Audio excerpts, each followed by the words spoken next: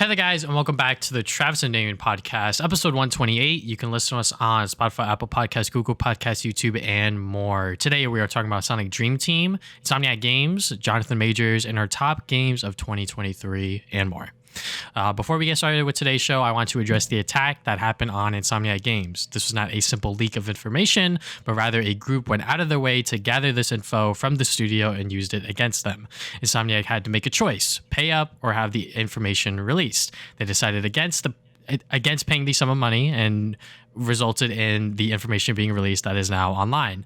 Not only were their upcoming projects leaked, but also personal and sensitive information was released. Because of the nature of this attack, just like Kind of Funny Games, we will not be covering it on the Travis and Damian podcast today, and we'll frame ourselves from talking about the leaks until Insomniac Games are ready to show us. And before anyone jumps to conclusions and saying we're playing favorites, yes, we have talked about other leaks in the past, such as the massive Xbox leak, but that was not an outside group maliciously attacking the company. This was a breach of security where a terabyte amount of data was stolen and leaked online. This matter should be taken seriously, and we are trying our best to move accordingly. Yeah, so basically this leak was like really, really big. We've seen a bunch of other massive leaks. Like the NVIDIA leak was also like a massive leak for a bunch of different companies. Same with the Capcom leak that happened I think a year or two ago as well, which is also pretty bad. Mm-hmm. But, I've never seen something as bad as this. This is like a lot of stuff that was leaked. And again, the personal information stuff, that's also a whole can of worms as well. So yeah, I think it's best we just try to stay away from it for now, until Insomniac maybe says a statement or something. Again, they've been quiet at the moment, just like dealing with the situation at hand, which is how they should be doing it. So, but yeah, the severity of the leaks have been probably the worst I've ever seen, and I feel like it's not right to really talk about it. Like we said, we talked about the leaks in the past. But I feel like those are either one thing or maybe a few things. This one's like a totally different scale of leaks. So yeah, we're just gonna try our best to stay away from it. Not really talk about it after this point until Insomniac says so. So yeah, we are definitely not gonna talk about this. Yeah, and you can call us hypocrites all you want, but this is just how we feel and how we feel like we should move forward when it comes to talking about it on this show in particular. I also do feel like, we probably will look into leaks and how they get leaked, in the future at this point. I feel like if it's more like an innocent leak, some behind the scenes stuff that, is a picture, I think that's okay. But I feel like, if it's a ransomware attack, which seems to be happening a lot more lately, then yeah, I think we'll try our best to, really look into it, make sure nothing, was, horribly wrong like this, and then just, not talk about it. So, yeah, that's probably going to be our stance on leaks going forward. Yeah, just make sure that we are tackling them in a way that is ethical and sort of, or maybe not ethical, but just make sure that other people aren't getting harmed. Yeah, other people aren't getting caught in the crossfire of also upcoming projects and sort of what's to come in the future also getting out there or whatever. So without further ado, let's get into the first part of the show, which is our discussion on Sonic Dream Team. We recorded this part of the episode last week because we had a special guest on the show, Fernando. He's a good friend of mine who also loves Sonic. So it's about 40 minutes long. So if you want to skip it, just skip to 40 minutes from now and we'll get into our other recent activities. All right, so now we're going to talk about Sonic Dream Team. This is the newest Sonic game that has been released on Apple Arcade exclusively. And for this part of the show, we have a special guest. He goes by Fern, and I will let him talk about himself for a little bit before we get into it. Cool, thank you. Excited to be here. My name is Fernando. I'm a huge Sonic lover, have been for my whole life, basically. I do music primarily for almost half my life now, so that's kind of what I do creatively and just what I'm usually doing, but I love Sonic and I love video games, and it's not often I get to have some discussions with people who love the same stuff in that regard too. So I'm excited to be joining today and talking about it. All right, cool. And I know Fern through a mutual person, my cousin. We're more specific, but Fern, what are your recent opinions on Sonic Superstars and Sonic Frontiers, to be exact, just so our viewers get an idea of how you feel about the Blue Hedgehog? Frontiers, I liked a lot. I picked it up first day it came out. I ran to Best Buy right after work and I grabbed a copy. I played it on Switch at the time just because that's all I had, but I wish I was able to do it on PS5 now. I just got over the summer, so I've been playing that a lot. But I thought Frontiers was good. It was what I was looking for, just from all the hype that it kind of was building and stuff. And overall, I thought it was fun. There was definitely some stuff that, I think could be improved upon, but overall, I thought it was cool. I'm a huge fan of just 3D over 2D personally with Sonic. I love the 2D stuff, but Superstars, I also picked up, launch day. I got through a majority of it, but I didn't actually finish it. I'll get to it eventually, but I'll be honest, I'm definitely more of like a 3D guy. But Superstars, it was cool. I'll get back to it, but. Yeah, I mean, me and Damien, I think me and him are also the same, where we like the 3D games more, and Superstars is definitely something special, I will say. Yeah, like it's a good game. It's a good game. Superstars is good.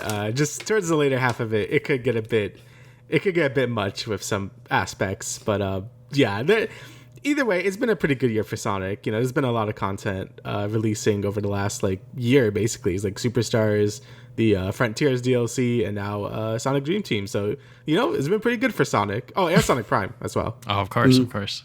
All right, so let's talk about Sonic Dream Team. I will start off real quick with my first impressions. I was very much surprised by how well this game ran on my iPhone 13. I was just like, wow, this actually works. It's really fun. It looked pretty cool, also, and it's just like a Sonic game that I feel like that I've wanted for a while. Even though Sonic Frontiers was a nice transition into the open world formula, we haven't had a 3D Sonic game in a while. So I think that this really scratched that itch for me personally. Yeah. Do you want to go, Fern? You go first. Okay.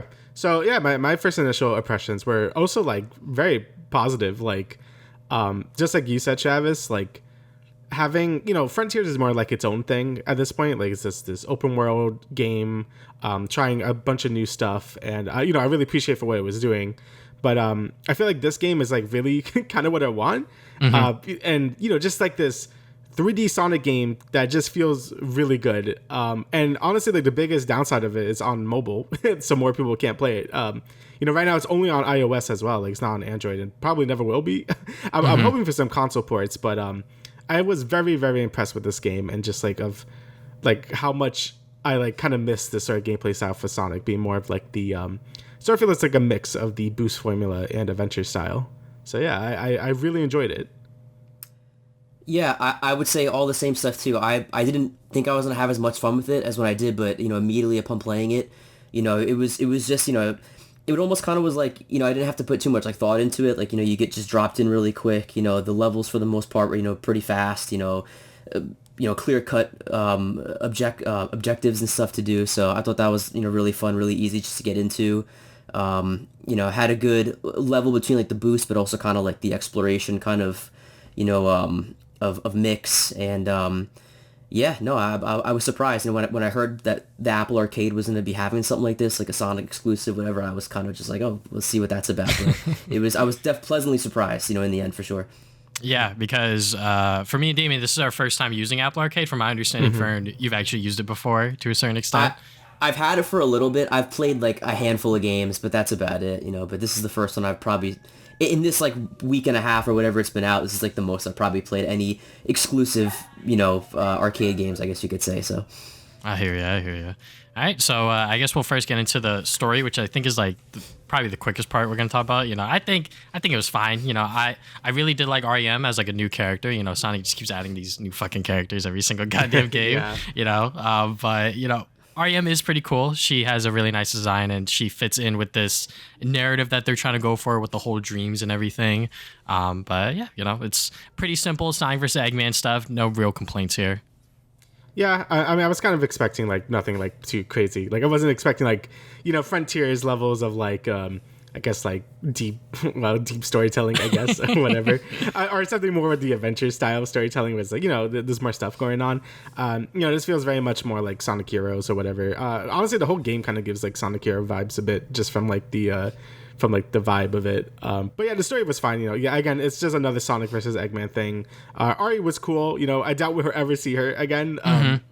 Maybe if they do a sequel to this game, which would be kind of cool. But I think it served its purpose just to get the plot along. It was nice to hear all the characters doing their usual stuff. But yeah, I thought the story was passable. Again, not really what you're playing it for, but I think it put more effort into it than I thought it would. So that's good. Yeah, no, I agree with Damian. You know, it's exactly what I figured it was going to be. You know, like you said, it wasn't really what I was playing it for. You know, I was going into it for, you know, the gameplay and what that was going to be and stuff, which, you know, I took like that. And it was good, you know, for what it needed to be, for the story that, you know, also wasn't like a super long game. It wasn't meant to be that anyway. So for what it needed to be and the time that it needed to be and, you know, what it wanted to get done, I thought it was perfectly fine. Yeah, I mean, that's like a perfect transition. We could talk about the gameplay. Obviously, this was like the biggest thing that people were kind of anticipating, obviously, just because it's like, all right, this is like a Sonic 3D mobile game. Like, how is this shit gonna work? And it worked perfectly fine. I think that the level length is like perfect. Like, none of the levels took more than like a few minutes to complete, which is great for like, you know, quick bursts of just doing a level and then like closing it real quick. Or even if you want to do longer play sessions, when you play like an act, there's like multiple versions of that level with different conditions, different characters you could play as. So yeah, you know, I really did like how the gameplay structure was. And like Damien said, you know, Sonic Hero vibes definitely. You know, even though there are six characters to play as, they're all split into their own like 3 different categories. Yeah, when I jumped into this game, I had no idea what the structure was going to be of this game. So I think having the standard like 3 acts and a boss is great. What I didn't expect was like, you know, you do an act and then you get like 8 basically more levels to do in that act, which I think is really cool. You know, it's kind of like Sonic Adventure 1 and 2, where you could also like go back into that act.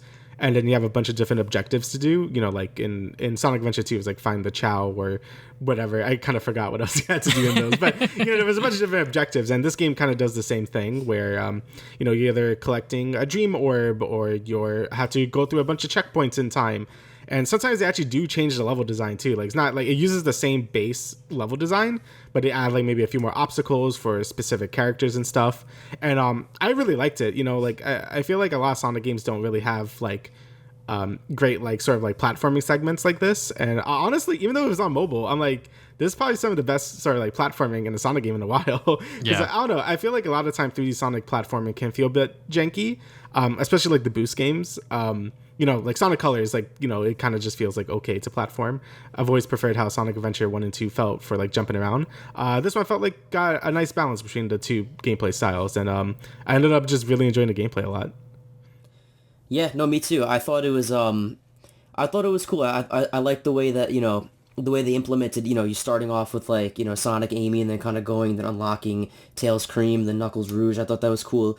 How, you know, you had to wait till you unlocked, like, you know, really the other 2 types of characters to then go back to the other ones and then, you know, complete some of those where they were, I guess, the exclusive for those, you know, particular missions like within the act. I thought that was cool. I thought it was good. You know, I'm not the biggest fan of like the ones where you had to collect the shard pieces or whatever. It was probably the least favorite out of the ones. I thought, you know, the ones where you had to you know, get to the end during a certain amount of time or follow the you know, the Rings. Like the rings, like get to like the checkpoints. The checkpoints. In time, those were definitely really good. But overall, you know, the gameplay, I thought it was a lot of fun, and it felt good to control. I agree too. You know, Heroes. Adventure 1 and 2 and Heroes are probably my favorite. You know, as far as 3D goes, that kind of era of the Dreamcast era. So the control felt, you know, similar to how that, you know, you had some good control like that. So but very good overall. I mean, you know, Fern was playing on the Backbone, right? You were No, yeah, I did. I had the luxury of playing on the Backbone too. I didn't play any of it on actual touch control, so I was pretty I was lucky in that sense. Pretty blessed within that aspect. Yeah, I was like, is this gonna work? And then like I plugged it in, it was like press X to continue. I was like, oh my god, yes. Yeah. So it was perfect. Honestly, I feel bad for the people who like don't get to experience like that, and that kind of goes back to that, you know, store a question or the topic that we said where like it's an Apple exclusive, because I could see this like, you know, on like Switch easily, or, you know, with like physical controls. Like, you know, I feel like, you know, some of those combos and like going from boost to you know, homing attacks or whatever, like vice versa, jumping in and out, like it works just so well when you have the buttons that your thumb can, you know, hit both at the same time, top and back or whatever, you know. So it's you know, but yeah. Yeah. I mean, go ahead. We're already stumbling over each other. Anyways, yeah, I mean, I think that this game being on iOS is like definitely its biggest hindrance, not just because of the touchscreen controls, but because a lot of people aren't going to have the chance to play it. You know, like we live in the US, so, you know, a lot of people have iPhones, so that's like the normal. But like everywhere else in the goddamn world, iOS is like so like foreign and it's very uncommon. So it sucks that those people overseas are likely not going to be able to play this because, you know, I think that if Sonic Dream Team does get like a sequel on like consoles or something like that, they could do so much more now that there's like buttons because it is on a touchscreen and you can only really have like two buttons where it's like the homing attack or like the boost and then like the special ability where it's like the gliding or flying or the lightspeed dash. It's like, okay, yeah, like this is fun, but like obviously like there's more that they could have done if there was more buttons to work with. So but I think that the touchscreen controls, now that we're on that topic, were fine. Obviously, there were certain points where I was like fucking up because I was just like, oh, whoopsies, I accidentally hit this button, or like, oh my god, like the camera's all messed up or whatever. But Damian, how was your experience? Yeah, so honestly, my biggest complaints about the game is just that it's on mobile, right? Like, one, I have an iPhone 12, so it would get pretty hot kind of fast. Like maybe like after like an hour, I'm like, okay, I should stop because I feel like my phone's about to blow up. But also the second thing is the controls. Like, you know, I think the game actually does like control really great. Like if I had a controller, this would feel great. Like, you know, being able to boost and jump, and especially at Sonic when you could do like sort of like that air dash thing and then go into a like, it feels actually great. Like I actually think the movement in this game is super fun. It's mostly just down to like if your hands, because, you know, on a phone you don't have any like feedback, right? So my hand, and this is my problem with any mobile games, not just this game. You know, your hand would kind of like just kind of go further and further up from where the joystick area is. Yeah. A lot of time I want a homing attack, but my hand or my thumb was like a little bit off the virtual button, so it would just die. That happened a lot. So like that stuff is more like just mobile game stuff, though. Like I'm not really like putting that against the game itself because I think when it works, control wise, it works great. I think it's a great idea that they didn't like sort of put too many different abilities or whatever. Like you have the basic jump. Each character has like another sort of jump ability. Like Tails could fly, Knuckles could glide, and Sonic could do the little dash thing. The homing attack and boost, and like that's about it. And moving, and I think that worked perfectly fine. And that's all the game really needed. And it does like a lot of crazy stuff just with those like actions. That's all it really needs. But yeah, I definitely feel like the controls are good, but you know, obviously if you have like a backbone or something to play with, definitely just play with that because I think you'll have a way better time. Yeah, because the alternative way is to have an Apple TV, which is like $120 or something like that, which I'm like, that's about the same price of what the backbone is after tax and shit like that. I'm like, yeah, no, I'll just deal with these touchscreen controls for now. But yeah, I definitely hope they do port it to like a console at some point. I know they said there's no way it's going to be ported to another like mobile app store because that makes sense because Apple made it. Because I think Sega Hardlight is like some Apple subsidiary. Like I don't know. It's Sega's subsidiary for their mobile division. So it's pretty much all of their mobile games. But I think this one in particular, I'm probably like bullshitting here, but I'm pretty sure this one Apple like funded, which is why it's on Apple Arcade. So. Or like some deal was signed or whatever, so who knows when or if this game will ever leave Apple Arcade only, but I mean, it's really fucking good. I mean, there's you know, there's other examples of Apple Arcade games leaving like the, you know, phone hell. Like Exit the Gungeon and Shantae both left Apple Arcade into like Steam and other stuff. So I'm really hoping this game does as well because I do think more people like should play this because it is really good. Yeah. You got anything else to say, Fern, before I move on to my next point? No, that's pretty much it as far as, control itself. You know, I'm blessed to have played on the on the backbone. So I was thinking about it though, because what were you gonna say? I was gonna say like how did it feel with a backbone? Like did it feel like just like any other? It felt like that's really how you should have experienced it. Like it was, you know, I didn't have like any of those, you know. And I know what you mean, like when you're using like, you know, your left thumb for like, you know, like the D-pad or, you know, and like, you know, you start kind of drifting, whatever, and then before you know it, you're trying to do a button with your, you know, right thumb, and then you're pressing the wrong spot or whatever, it just doesn't register. Yeah. You know, it was so fluid, you know, with the stick, and then also too, you have the, you know, obviously your left thumb is like moving, but then the right's for the camera, so, you know, you could just dial in really perfectly wherever you needed to go. Or I mean, I had no issues with, you know, movement, you know, chaining, you know, homing attacks like light speed dash to, you know, homing to a rail or whatever, anything like that. Like, everything was like super seamless with the backbone, you know. And I was gonna say, I was wondering because I have like the PlayStation one, so like everything came up as like the PlayStation like X or square or triangle. Like I wonder, I guess if somebody really wanted to, you could probably Bluetooth like a DualSense to your phone, I guess, and probably do it that way if you really want like a control, like a physical controller experience. But yeah, no, Black Backbone was awesome playing it on that. I had a really good time doing it that way.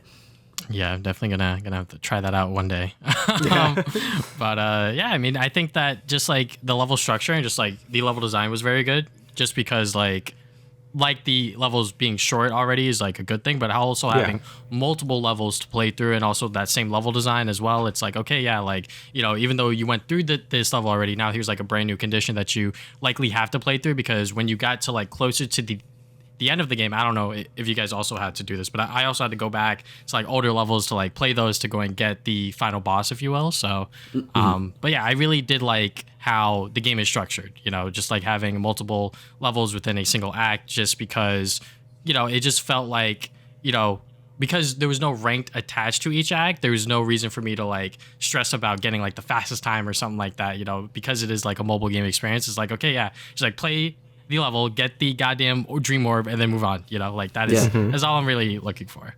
Yeah, I really like the structure of it too. I really like when games kind of like, especially platformers, because they're inherently going to be shorter than like most other genres.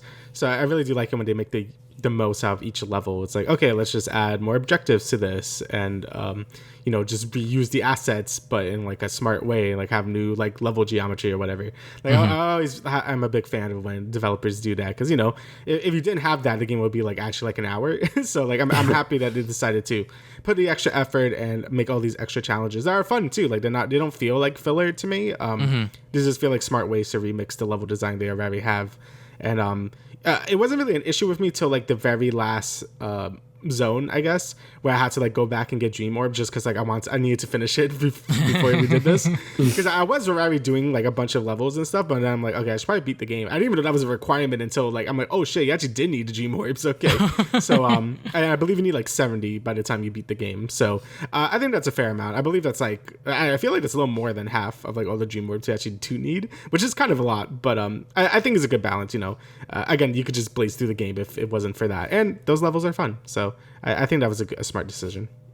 Yeah, no, it was. I liked how they did. I liked how it was cool too, because depending on which like objective I guess you chose within the zone or the act or whatever, it kind of started you in like a different spot in the zone, which was kind of cool depending on what the objective was. And I thought it was cool because obviously, like I said, you start off as Sonic, Amy, you have like a speed character, and you go through, and then you can clearly see where like like the fly icons are. So once you get like Tails or a flying character, then you go back and you can access those routes or whatever, or do those. Or same thing with like you see like the ledges or like the walls that you can climb with like Knuckles Rouge. So I thought that was cool the way they did that, and then going back and seeing how that all kind of worked into like the whole level for each one was cool. But no, overall it was I thought it was good. I thought the way that they did it, some of those like race to the end, in a certain amount of time, those especially toward like the last few, like towards the end of the game, some of those they were getting like I was falling a few times, like I was getting pretty close to like the time and stuff, or like I messed up plenty of times, like the checkpoint ones, I would miss a checkpoint, or like a few of those were pretty fun. Those were probably my favorite out of all of them. But yeah, no, I thought the way they did it was good. I think the mobile aspect of it as well. I think there's like Tails challenges that you could do. I think they're daily or something like that. There was one of them that I almost like messed up on because of like the time getting close. Like you said, I was like, holy shit, like this is getting kind of hard.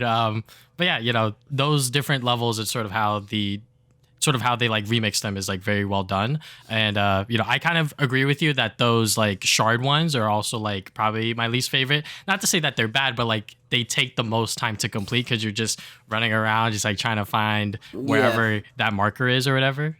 I found myself just kind of going straight to like Tails or Cream just to be able to fly, just because this is the easiest to traverse wherever they are and stuff, and just kind of picking those up quick. But yeah, I felt like those are like I probably enjoyed them a bit more if I could like if I had a right stick so I could like, look around more. That would be nice. I don't know how, honestly, not thinking about it, the fact that you didn't have the right stick, like I don't even know that's tough. I guess having to just physically move the character, and the camera will follow with you. I guess. Like, Yeah, so the camera does follow you, but you could on the right side of the screen you could kind of like swipe a bit to move the camera, flick but across. it's still not as smooth as just having the right stick. Because like if you're like in the air, sorry, David. If you're like in the air, you can't really like move the camera as like you're playing, because it's like, I'm gonna hope that I'm gonna make this jump, and then like we'll just pray that like I don't die here, kind of thing. Yeah.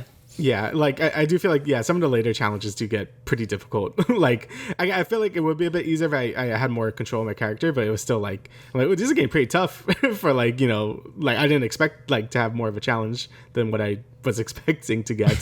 I guess like I think they did a great job with all the other characters as well. I think with the Sonic Frontiers update, the final update it did, a lot of people were very not sure about how those characters felt in that. In Frontiers, but I feel like all the characters here feel good because they basically are just Sonic, just with like a different move, right? Like the Tails could obviously fly and Knuckles could glide and climb and stuff, and I think that's like good enough. Like everyone can homing attack, but they all still feel a bit different, which is good. But I feel like Sonic games should always be fast, right? And I feel like all the characters are able to accomplish that just as much as Sonic can. So I really like how they did the different characters in this game, probably a bit more than they did in Frontiers, because some of them could be a bit janky. Yeah. Pretty much having 6 characters and having only like 3 different types, I think that was like the smart move. Instead of making every single character different, that would have been like so much work. It's so tedious or whatever. But I think just splitting them simply into like 3 different types, you got the speed, the fly, and the power. I'm like, okay, yeah, sure, like that's fine, that works. I love Sonic Heroes, this like works in my brain or whatever.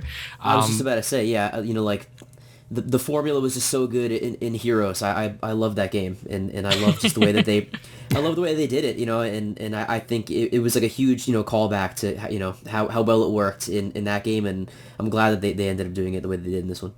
Yeah, I think that like Damian said, just like simply just having it so they're all just Sonic, just with different abilities. I think that works fine, because the more you throw in there, it's going to get more complicated and a lot more just like unnecessary, if you will. So I'm glad that they were able to just simple it down. And also, it also plays into the 3 bosses that we face, aside from the final boss, if you will. But, those 3 bosses that we face, they're just focusing on the speed, and then I believe flying, and then power, and then you get to choose which one you get to play as before you head into that fight. And the bosses themselves, they're not tedious, they're not hard or anything, but they're fine. I would much rather have it be like that than have it be like Sonic Superstars, where it's just like I am literally pulling my hair out here. But I'm just glad that the boss fights themselves were fun, enjoyable, and not anything super crazy.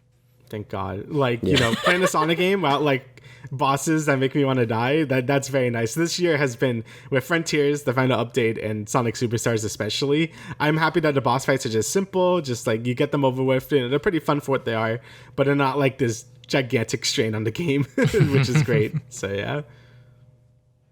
Any comment on the bosses besides that? I liked the second to last boss, or no, I'm sorry, I guess technically it'd be like the last boss before the final boss. Those last 2. Any like running type boss in a Sonic game, I'm just a huge fan of. So I thought those were really cool, and the first 2 were fun too. The crab was the first one, I believe, and that was like the final hit. How it just like shrunk and became just like the tiny little. I thought that was funny, and just no, but the bosses, they were good. It didn't put too much like focus on them. It was really just getting through the levels, having fun with the levels and stuff. And final boss was awesome, and that soundtrack too. The soundtrack for the final boss was fucking crazy. Yeah, it was honestly that got me really hyped. That was super cool. I was like, oh shit, yeah.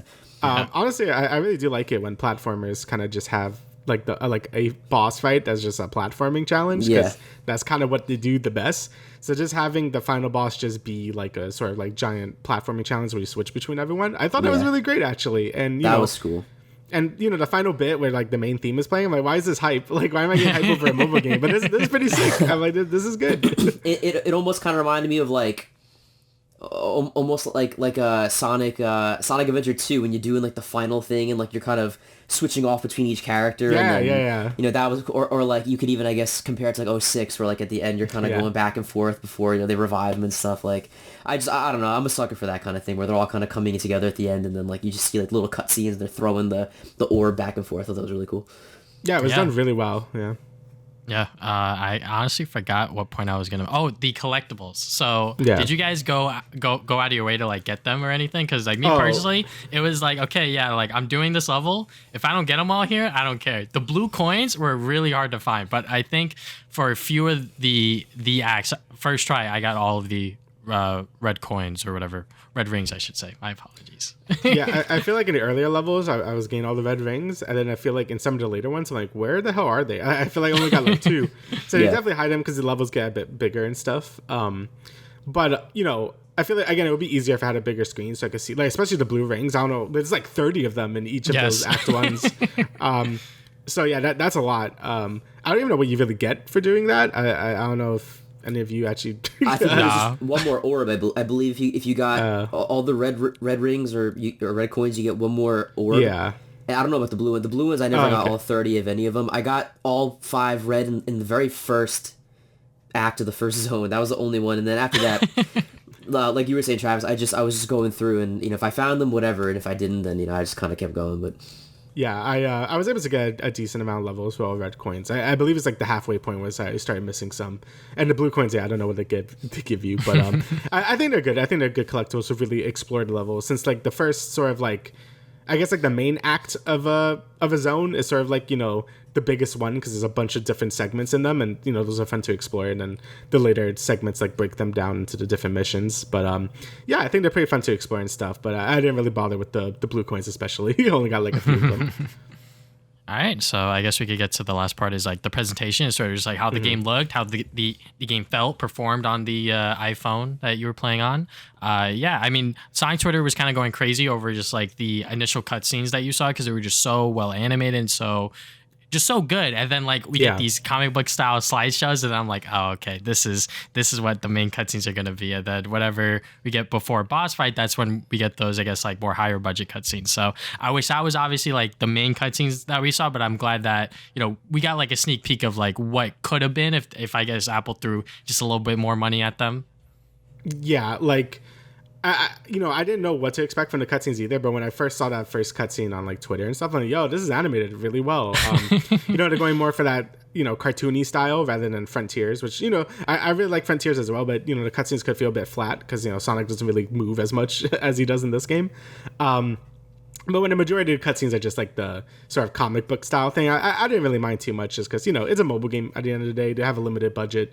So I knew they couldn't like cram in like as many of those like high budget cutscenes as they wanted it to. But I feel like when they counted, they counted really well. Like, especially like you said in the final boss, like I thought those were all really, really cool looking. So I thought when they mattered, they looked really cool. And for any of the exposition stuff, it's just like, you don't really need any fancy cutscenes for that. So that's fine. Yeah, no, I agree. The animated cutscenes really, really good. The expressiveness, very good. When I saw like the comic book style, cutscenes for the rest of the stuff, it reminded me of like Sonic Battle, like how it was just like all like, the text there, and the people. I immediately thought about that because that game I played so much too, but it was fine. I mean, for like you said, where it mattered, the cutscenes, the animated ones, really good, really expressive. And then where you just kind of, moving along with the story, going, just progressing more and more as you unlock more acts or whatever. The comic book kind of style, I think, worked totally fine too. So, and at the end of the day, like you said, it's a mobile game. It's not really, if anything, they're just testing the waters with what is possible, and what they can do, and what maybe will happen in the future. So I think for a first kind of outing like this, it was totally fine. Yeah, I guess just for the overall art style, I really liked it a lot as well. Like I really enjoy the more cartoony looking Sonic games, because I like the more realistic ones, like them going for a more grounded tone. Like again, the adventure games also go for a more grounded tone, something with Frontiers. But I really like how Sonic Heroes, again, it felt like even in graphics wise, like the egg pawns are also like just from Sonic Heroes, which is really cool to see. And I just think that art style just makes the game feel a lot more vibrant and like just fun to run around in. I don't know, maybe I'm alone in that, but I really like how like cartoony it looks. I really enjoy the art style a lot. Yeah, I mean, I totally agree. Me and Damien were saying this leading up to this game's release. It was just like, yeah, like this game's very colorful. It is very vibrant. It's very much going for a different style just because of the recent Sonic outings. You know, aside from I guess like Sonic Superstars, which is colorful in its own right because it is a classic game. But I guess within like the 3D front, it's very much been like dark and gritty and sort of no fun. So for this game to have like I guess like that dream element and sort of use that as like a way to enhance the visuals and add more color and just do like all these wacky and crazy things, it worked really well. Mm-hmm. Yeah, no, I agree. I'm a fan of I'm a fan of both. I like that kind of more realistic, dark, kind of Sonic style, but I also I can I can appreciate like the vibrant, more colorful, just animated kind of style of it too. So I was cool with it, and there were some parts where it really got like the colors. I forgot which one it was specifically, but like you went to like a different kind of part of the zone, and like everything got like super like neon green almost, like on like a grind rail. And I vividly remember that part, and I was like, oh shit! I was like, but it was cool because like just the colors around was really cool, but it was cool. It was I didn't have a problem with it. Yeah, like I always like it when they sort of like I guess Sonic Unleashed is my favorite art style for any Sonic game just because it's like it has the best middle ground between like cartoony and realistic. But yeah, either way, I thought the presentation of the game was like really good, really good looking for a mobile game.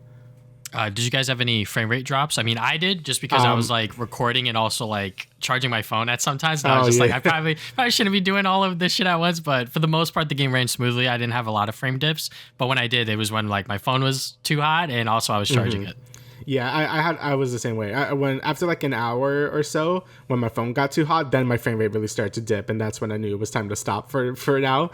So that was the only time I really had bad frame drops. But there were some certain segments where like there's a lot of stuff going on, and it will like stutter for a second. But like it wasn't too bad. It was mostly when my phone got hot. Yeah, no, me too. It was really just when like, a lot of action, if you're doing like chaining like a homing attack kind of thing, or even I had, some stutters like that. But overall, no, I was impressed about, throughout, I would say majority, 90% of like all like, the boost, segments, even when, you're kind of chaining the boost, going for like a long time when you're getting like the thunderbolt, kind of like pieces, and you're, getting more replenishment of the boost, and you just keep going, really fast. I really didn't have a whole lot. It was really mostly probably attacking, enemies and just chaining the homing attack situations where I saw the most frame rate drop, I would say. But even then, it wasn't horrible. All right. The last thing I got in here for the presentation notes is the voice acting.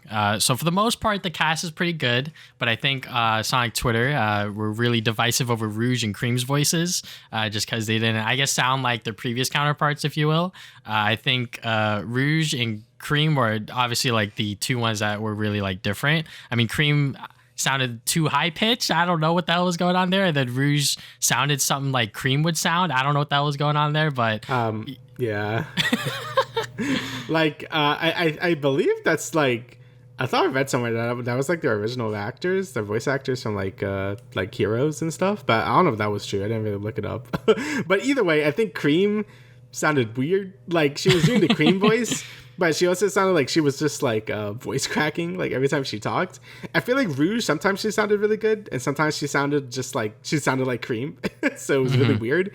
I wasn't like the biggest fan of their voice direction, to be honest, but everyone else sounded like about what you would expect. Sonic still has a bit of the deeper voice going on from like Frontiers, but I thought the rest of the voice cast was fine. It's mostly just like Rouge and Cream sounded a bit off. Mostly Cream, honestly. So yeah, no problem at all, except Rouge and Cream. I thought Cream was just like way too high pitched. And I guess she's supposed to be like young little girl, whatever. But like I just thought it was like kind of like over the top. Yeah, Rouge was definitely weird. I don't know. I mean, I Rouge will always just be like Sonic Adventure 2 Rouge. Like Heroes Rouge. Like so that was also really weird. Sometimes I couldn't even like if I wasn't looking at the screen, I couldn't even tell like who's talking right now. Is it Rouge? Is it Cream? Yeah, But besides that, everybody else is fine. I thought all the other characters were good. I even thought Cheese was good. I liked they kind of gave him a little bit more like it wasn't just like it's funny because I had to go back once I finished the game, went on YouTube, and like I looked up the opening cutscene for Heroes for like Team Amy's when they're on like the beach or whatever, and like I was like, how does everybody sound? I gotta remember, and like you hear like Cheese and like all he says is just like chow and stuff like that, but like they gave him like a few more kind of like little like noises whatever to say. I thought that was cute. So But yeah, I would say the same things everybody else is kind of, talking about is what I was thinking too. Okay. Yeah, because like I didn't look at those clips on Twitter, and then I was like, let me go and play the game for myself and see how this shit is. And I was like, oh yeah, like this is kind of off-putting, but Yeah. yeah. I mean, is there anything else we need to talk about, guys, or are we done? I believe that was everything. Like I thought, like I guess like the music wise, like we talked a bit about it. I thought it was pretty good as well. Most of it didn't really stand out. Besides like the main theme, I think is really good. And the rest of it, it's good. It's nothing like too crazy. It's not like Superstars was like very uneven in terms of soundtrack. I thought it was pretty solid throughout. And yeah, I kind of just hope, I don't know what the plan is for this game. Like I don't know if they're gonna keep adding, like if they want to add like more zones, if they're gonna do a sequel, if they're gonna do like more of those daily challenges, which I suppose is what they're gonna be doing. But either way, I think this is a great reason to subscribe to Apple. Like you can't like buy it, you have to subscribe to Apple Arcade to like play it. And I think it's worth like a sub for like a month to play through it. I think it's like super good. Clearly a lot of love went into it. Like the people that want to make this really want to make it, and they knocked it out of the park. Like me's like I really have no problem saying that I think this is better than Superstars. Like I really do feel like I had a better time playing this. Again, me and Travis and you, Fern, as well, like we just kind of prefer 3D Sonic to begin with, but I also just think it just plays a lot better. Like it wasn't as frustrating either. It was just like a really solid time throughout. And I really hope they do port it to consoles at some point, because I really do want more people to play it, and people will talk about it, be like, yeah, this game is like way better than it had any right to be. So I'm really happy it decided to just drop it randomly. I really enjoyed it a lot. Yeah, no, I agree. I have no problem saying I definitely enjoyed it way more than Superstars. I'll go back to it eventually. I'll finish just for the sake of finishing it, but I had a lot more fun doing this one, and I hope that I hope Sonic Team, like they I think it was them, or I guess it was Apple. I don't know who specifically, but like I hope that whoever needs to will like take account of this game, or will will be like, oh shit, this actually worked, and it worked really well. And I hope that they take some pointers from this, because for what it was and what it was supposed to be, I think it hit every single point. I think they knocked it out of the park too with what they did, and I don't know how long I guess they were working on it for. It was announced pretty quick, and then it dropped pretty quick, I feel like. Yeah. So, Yeah. Who really knows, I guess, the time frame of it, but they did a great job.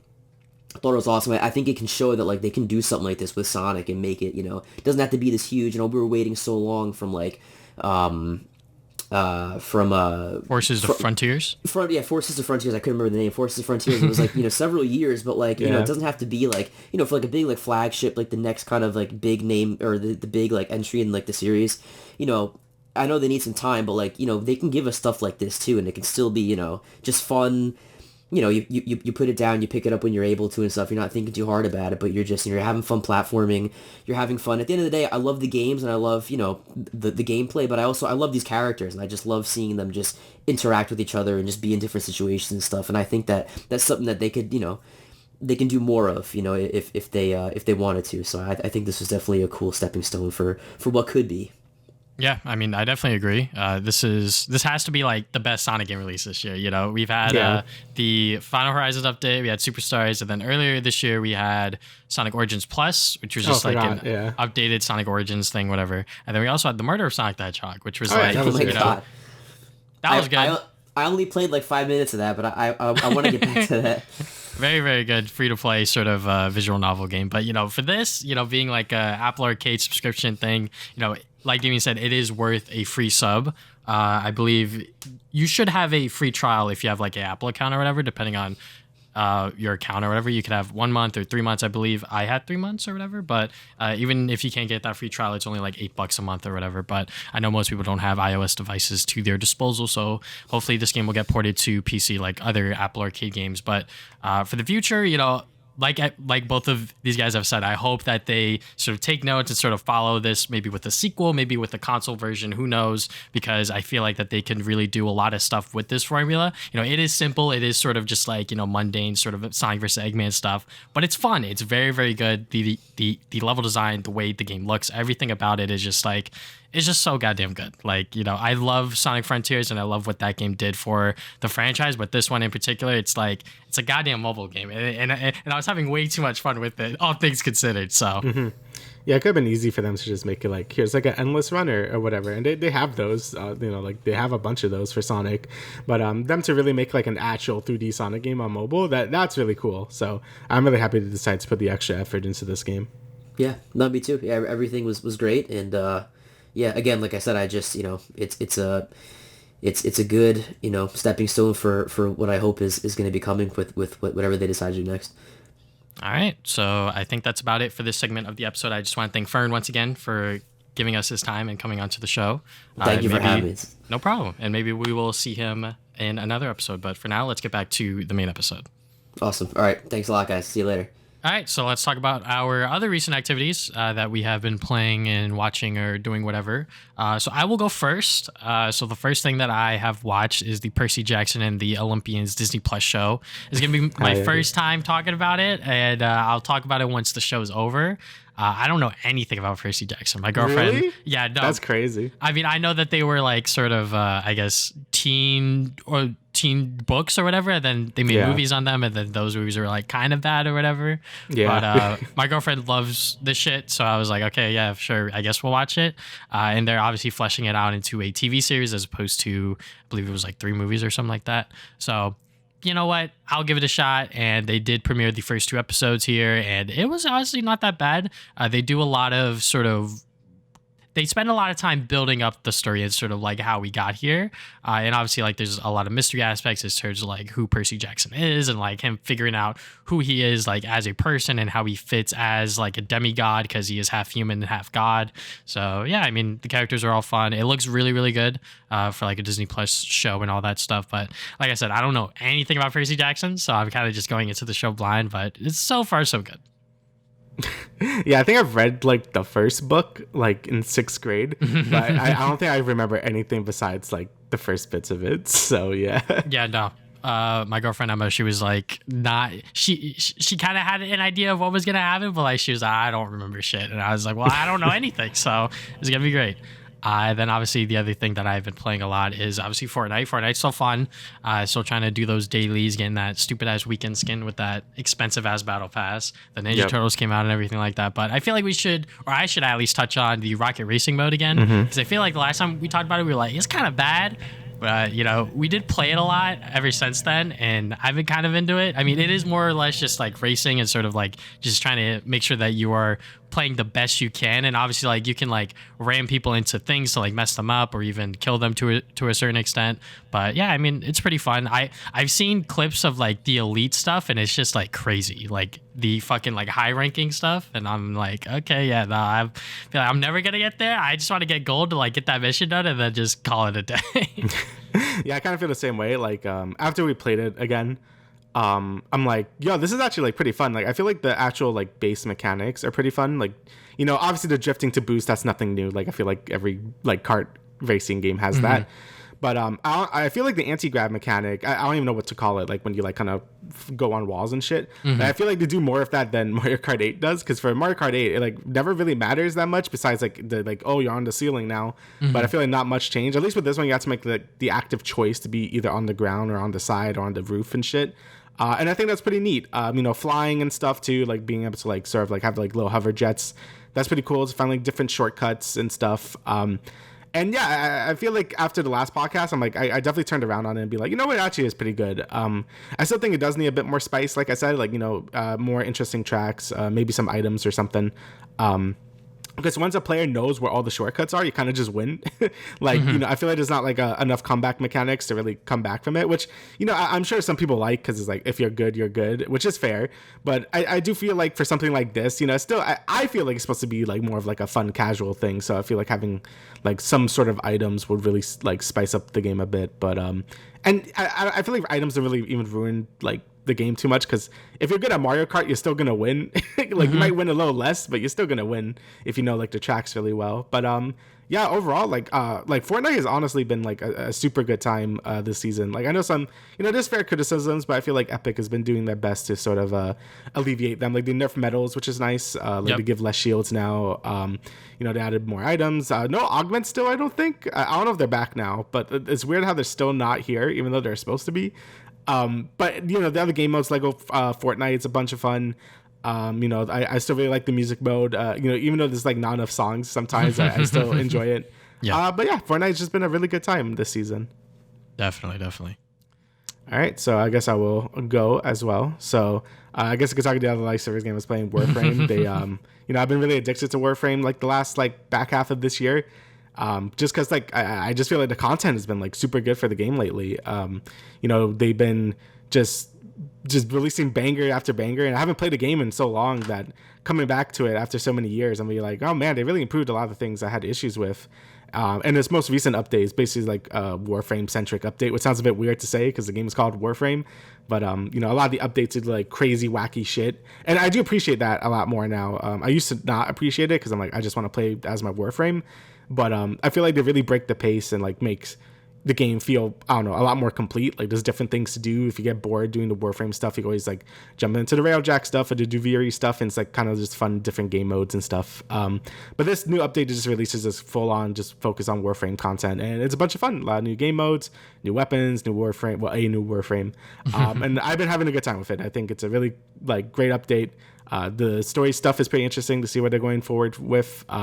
And yeah, I'm just really looking forward to whatever the fuck Warframe 1999 is going to be, because that's going to be weird. And next, I played and finished Persona 5 Tactica. This came out quite a bit ago. It came out when Mario RPG came out. I decided to finish Mario RPG first because it was shorter. And, when this game came out, a lot of people were like, more like, oh, another Persona 5 spinoff. And, I always eat that shit up. I fucking love Persona 5. Honestly, I feel like a lot of Persona 5 spinoffs have been very good. Like, I feel like, it would be one thing if they were like bad and they kept releasing them, and then I'll be like, okay, maybe stop doing that. But no, I really do feel like these games have been like super fun and just like great additions to like the overall Persona 5 story, I guess. Like Persona 5 Strikers, I thought was a good pseudo sequel to the base game. Like it did a lot of cool things to really enhance some of the characters and themes of that game. And this game sort of takes place in like sort of the middle of the. I think it takes place like in the middle of like the base game and the expansion for Persona 5, which is Persona 5 Royal, it's a mess kind of. But in terms of story stuff, it was really good. It focuses on like a totally different character that I thought I was going to focus on, and I thought they did it really well because the whole game focuses on this one character, and I'm like, you know what? It worked really well. Yeah, it got me feeling stuff by the end. I'm like, that's good. I don't know why I'm feeling stuff for like the stupid chibi spin-off version of Persona 5, but it worked. It was really good. And in terms of gameplay, it goes for the tactic RPG angle. So think of Fire Emblem and stuff like that. Except this game feels a lot more puzzly. You definitely want to be comboing a lot of moves together and stuff, since it works like how base Persona 5 works, where characters can get one more turn if they hit a character or they hit an enemy that's down. So you could keep chaining and chaining and chaining, so you can have like an ultra long turn. And it makes for a really, really satisfying gameplay.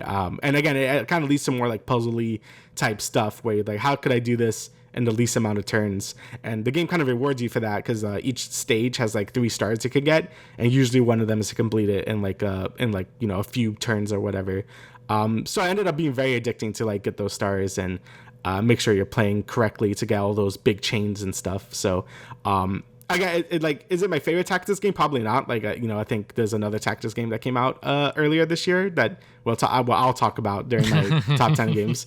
That's probably better. But I think this is a great package. Like, if you're into Tactics games and Persona, I think this is really good. I think it's definitely worth picking up and not like glossing over it just because it's like, oh, another Persona 5 spinoff. No, I actually think it was a really good time. All right. So now that we get that done out of the way, we're going to talk about a lot of news. A lot of it's pretty bleak and not so fun. But first thing we have to talk about is the day before. This was a whole thing that happened pretty much a few days after that game released. The studio Fantastic. I don't know exactly how to pronounce it. Yeah, I think it's Fantastic. Yeah. They pretty much closed its doors days after it launched, and people were calling this game a scam because I've seen gameplay footage of it and it did not look finished at all, even though the game launched, I believe, at like $40 or whatever on Steam. So even though that there was a lot of hype and anticipation behind this game, and it was priced accordingly, kind of, it released as a pretty messy game that really did not work as it was advertised, and they closed days after. And there's some other stuff going on where like the former studio's like renaming itself with like the other games and whatnot. So I'm not entirely sure what's going on here, but it just looks like there was a scam here. There may not have been a scam. I don't want to say that outright, but it seems like that there was some pretty shady stuff going on behind the scenes here. Oh yeah, I definitely recommend the skill up video on this game. He does a great job sort of like going throughout the whole history of this game and the studio itself.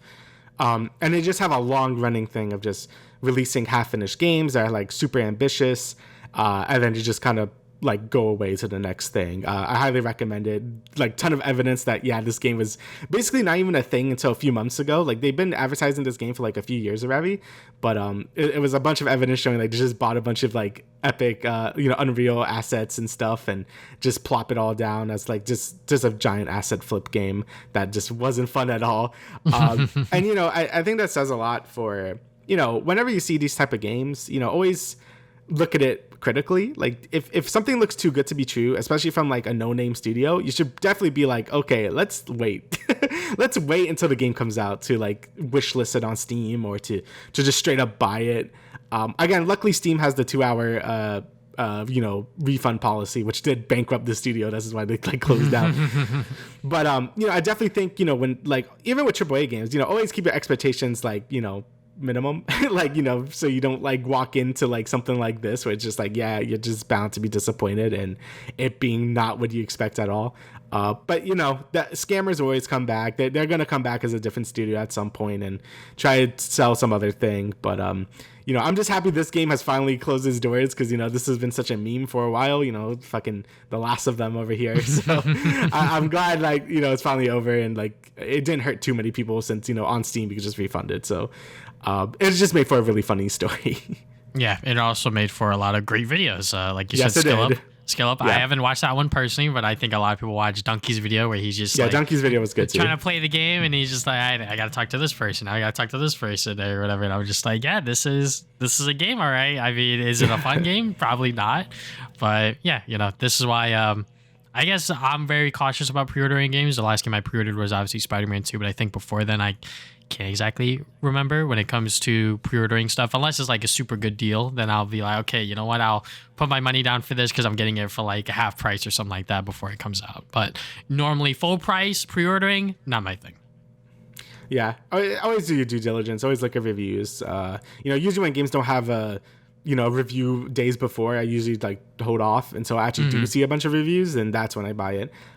So yeah, always make sure you wait. Always make sure you do your due diligence and make sure you don't get scammed by these people. All right, so just a lot of bummers. So E3 is officially dead. This should come as a surprise though. E3's basically been dead since like 2019.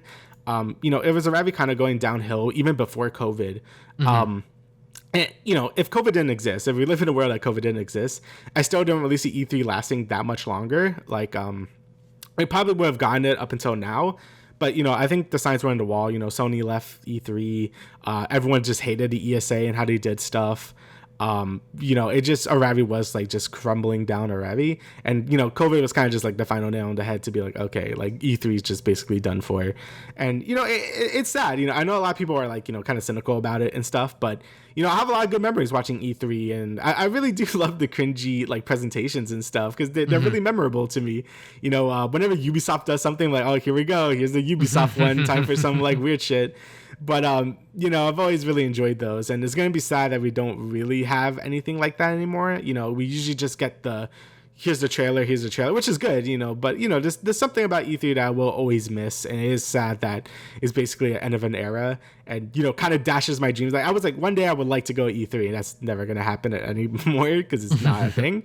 Yeah. So yeah, at this point, we gotta just kind of hope that Jeff Keighley kind of like picks up the slack, I guess. And after the Game Awards, I know some people aren't too thrilled about his performance on that stuff, but I do think he has been doing a net positive for the gaming stuff. The gaming news scenes, I guess. Summer Game Fest isn't as hype as E3 is, but it still gives us some pretty good announcements. And Game Awards always usually brings in some good stuff as well. So those are kind of the two big shows nowadays, and E3 is kind of just relic of the past, but I am definitely gonna miss it, like sincerely. So yeah, I mean, with the day and age of the internet, it's kind of easy for all these companies to just be like, well, like with Nintendo Directs, PlayStation showcases, state of plays, whatever, they can do their own sort of mini E3 whenever they want. It doesn't have to be during that summer only period. Back in the day before the internet and everything like that, that's when everyone was doing it. So I was like, all right, well, if everyone's going to have the news here, we might as well go there and maybe we could take some of that spotlight a little bit. But nowadays, obviously, everyone's sort of doing their own thing. When PlayStation pulled out, I think that was like a really big sign for a lot of people to be like, hey, like, how long is E3 going to stay around? Obviously, a lot of people go to these things to play the early demos, to get the interviews, to get the early press, all that other stuff. And I hope that Summer Games Fest is able to do that. Like you said, Jeff Keighley, he is trying his best. He's trying his goddamn best to be a positive influence on the games industry. And I think he has done a wonderful job so far. Obviously, the Game Awards is very recent, and sort of what has happened there has not been all that great. But I know that he had his utmost best intentions, and certain things went wrong there where they weren't allowed, or where they didn't give the games people more time on stage, and they let celebrities sort of take over the show for a bit. Which hopefully next year it is maybe more of a balance, more of the opposite. Who knows? But hopefully Summer Games Fest will be able to take over E3 and sort of give us that summer I guess season of just like game announcements and gaming excitement as usual. But yeah, E3, no more thing anymore. It is what it is. Like you said, if it wasn't for COVID, it probably would have died around here. But E3, we've talked about it countlessly. We've talked about it over and over again. But yeah, it's dead. Moving on from there, another thing that is dead is the Last of Us online game. Naughty Dog put out their own little blog statement, sort of a thing that I was alluding to with the whole online thing where they could just announce things whenever they want. They have formally announced that the Last of Us online game that they were working on is now just dead in the water. There were screenshots and other things like that leaked that I will not exactly talk about here, but I believe there was like a battle pass and other things like that. It looked like it was in like its alpha/beta stages, but they pretty much had to make a choice whether they wanted to invest into this game for years and years to come, or if they wanted to continue doing the single player games that Naughty Dog is very known for. And they obviously chose the latter, where they, hey, you know what, we're going to keep doing our single player stuff because that's where obviously they've thrived in, and that's sort of their sort of, I guess where they know what they're doing. I don't even know what the fuck I'm trying to say here, but it is understandable. I just wish that these online games didn't have to be so goddamn expensive and so expansive in that way too, where it's like it has to be like a constant thing with a battle pass and all this other stuff. Like I liked it back when Uncharted 2 just had like its little multiplayer mode where people were just shooting people or whatever. It didn't have to be like this whole big thing. Obviously, you gotta monitor it to make sure that people aren't like cheating or whatever, but I think making these things like live service-y, I think that is like the biggest crush that PlayStation is facing right now. Yeah, I mean, when you make a live service game, it's like, it's very hard. Like, I think Bungie was just like, making a live service game is like very, very difficult. And you basically have to put all your resources into this one game. Like, you can't really have two games at once, let alone being like I guess a studio that's more known for single player games. And you want to keep making those big single player games, but you also have to make this live service game, which also basically dedicates like a whole studio to make. But like you said, it's kind of weird that like it had to be a live service thing. Like it couldn't just be like a multiplayer thing. That like a lot of people just said they just wanted factions too. Like it didn't have to be a live service game. It could have just been, you drop in like just the game and then you just play it. Like even from years from now, it doesn't get updates or whatever. Like it still is just a fun multiplayer thing you could play. But I think when games come out like that, they don't come out like that anymore. Like it has to be a live service game, or else it just won't work for a lot of developers anymore. Which is sad because I feel like we don't get a lot of games like that anymore. And I feel like they just did factions too, or just made it a free update for Last of Us Part 2. I think a lot of people would have been happy. Like I don't think a lot of people were even wanted a live service like Last of Us game. They just wanted factions. That's all they really wanted.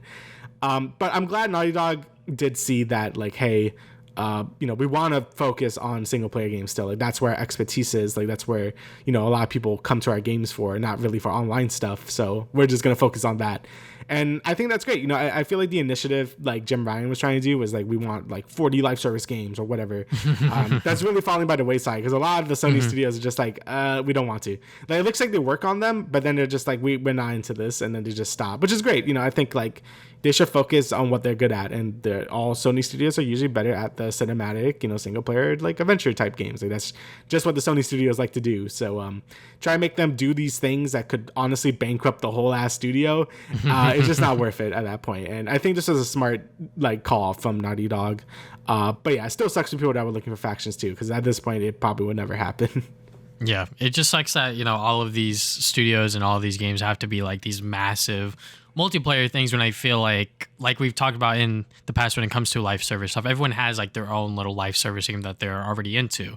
Most people that aren't into the live service stuff are not really gaming all that much, in my opinion. I feel like a lot of people that don't play like Fortnite or something like that, like they don't play a lot of games. And then obviously if they do play Fortnite, that's the only live service thing that they really attach themselves to. If they were to create factions too, that wasn't just like a live service thing, they could have easily, like you said, just added it on. It's like a free update or something like that, make it like a free to play thing, and then just like sell skins or whatever. Just like sell skins, maybe sell some other stuff, maybe level XP boosts or something like that. Have like a free battle pass built in there. I don't know. There's obviously other ways to make money off this that doesn't have to be like this big, massive live service game, because like we talked about 100 times on this show before, it's like people have their own live service stuff. Mm-hmm. Yeah, it's just like hard to break into it. Like I feel like most people have time for maybe like 2 and that's it. Like I feel like I rotate over a few, like Final Fantasy 14, Warframe, like Fortnite now. I'm like Overwatch I was playing a bit, but now I'm just like, it's just too samey. It doesn't change enough, so I just don't feel that invested into it anymore. There's a lot of live service game has to do to keep you invested, and that I'm glad Naughty Dog really saw that it was a lot of work ahead of them, like years and forever to keep maintaining this game. So I think they made the right call, but like you said, I wish not everything had to be a live service game, even though I do like them, but yeah, not everything has to be a live service game. Yep. So next we got more Sony stuff. So Spider-Man 2 New Game Plus has been delayed to January 2024. A little sad, maybe I was hoping for it to be like around for Christmas time or something. But if needing more work, then fine. This seems to be a general, I guess, like strategy from Sony, to actually make their New Game Pluses later. Because, a lot of people are like, well, why are these New Game Pluses delayed and stuff? Or why do they come out later? And for me, obviously, like, they do put some more effort into them than other games do. Like, I know the God of War ones, like, they added, like, new loot or some new bosses, so that's pretty cool. I know, like, Alan Wake, I know this is not a Sony thing, but Alan Wake also had delayed New Game Plus, but added, like, a whole new ending and shit, so that's cool. But, a lot of the time, it also is just, like, just to boost sales, right? Because it's just, like, maybe like a month or 2 later, when people aren't as much buying the game, it'd be like, oh, but a new update is out. You can play New Game Plus now. It's like, oh, okay, let me go back into, engagement and shit. How it is. So like, I feel like it's also a part of it as well. But if they make the New Game Plus like a bit meatier than just playing through the game again, I'm down with that. That's always cool. Again, it's always good to have it right away. Like if a Ratchet game didn't have like challenge mode from the start, that'd be a little weird to me.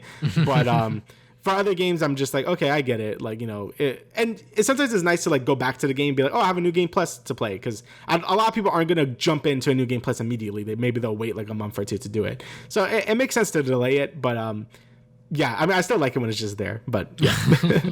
Yeah, just for a correction on my part, I put it January 2024 in the notes. It says early 2024. I hope that it's January, but yeah, I mean, New Game Plus is a feature that people have been waiting for ever since the game came out. Obviously, this is something that has been added on for the first Spider-Man in 2018.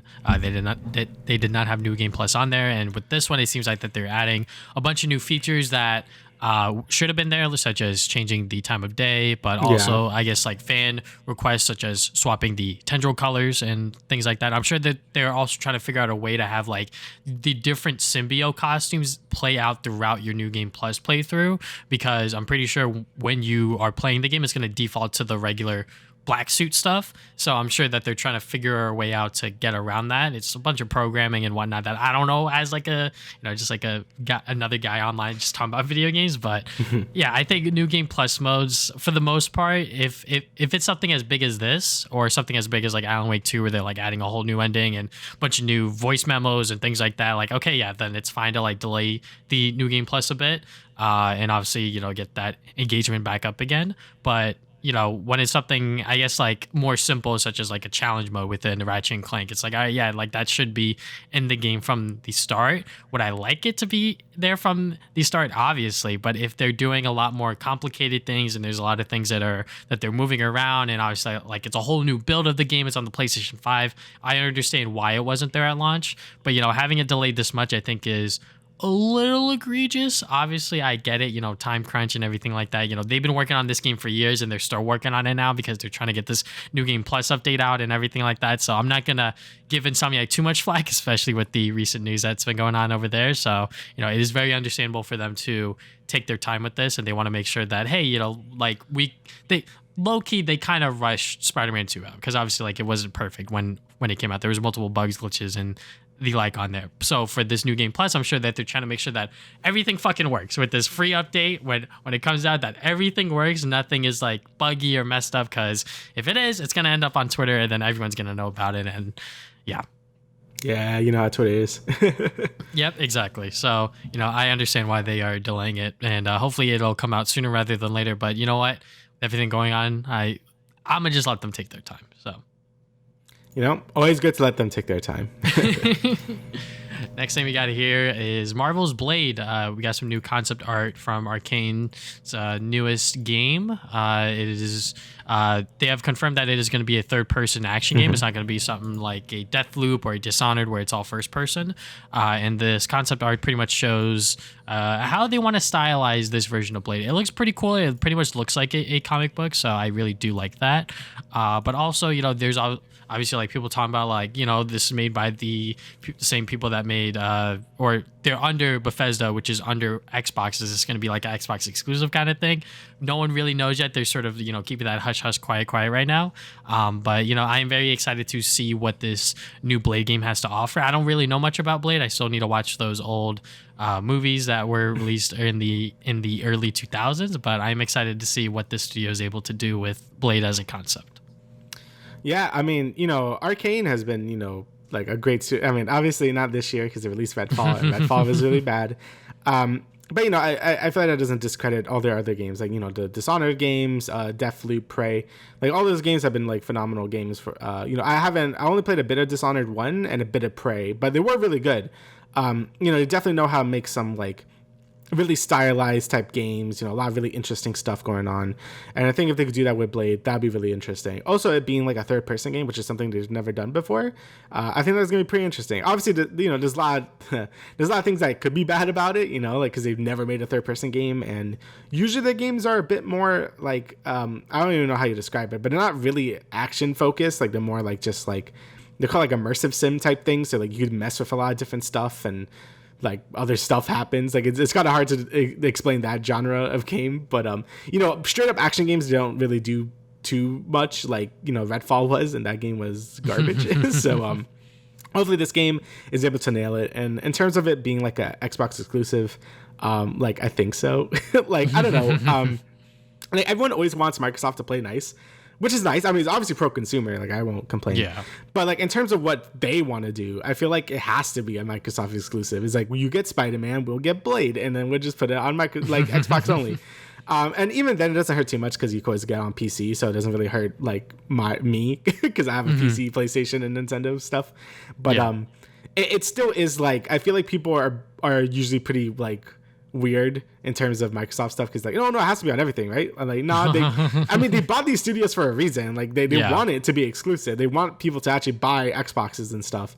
So for them, it makes sense. Obviously, as pro-consumer stuff, if they put on everything, that'd be sick. But if they make it an Xbox exclusive, don't be surprised. So yeah. Yeah, I mean, I'm in the same boat as you where I have a PS5, a Switch, and a PC. And I hope that Microsoft do make this an exclusive just because they need something. They need a W somewhere.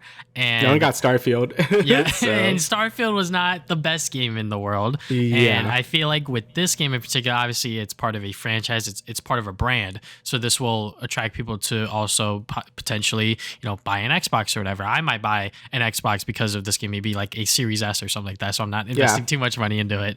But I think that it would also make it so they don't have to develop for other platforms. They just have to develop for the Xbox consoles and PC, and then they don't have to worry about PlayStation. I think that is completely fine because it is very understandable that when you make a game and it's for everything, you have to make sure that it works on everything because it doesn't. And then it's this version sucks, so don't get it on this version. And then the other versions will be selling more for good reason. So I think that if they want to make it a Xbox exclusive, go for it. I really don't mind. I think that people would be more than willing to play it on PC or even potentially get a Xbox Series S or even X if they have that kind of money. So yeah, I'm very excited to see what this Blade game has to offer.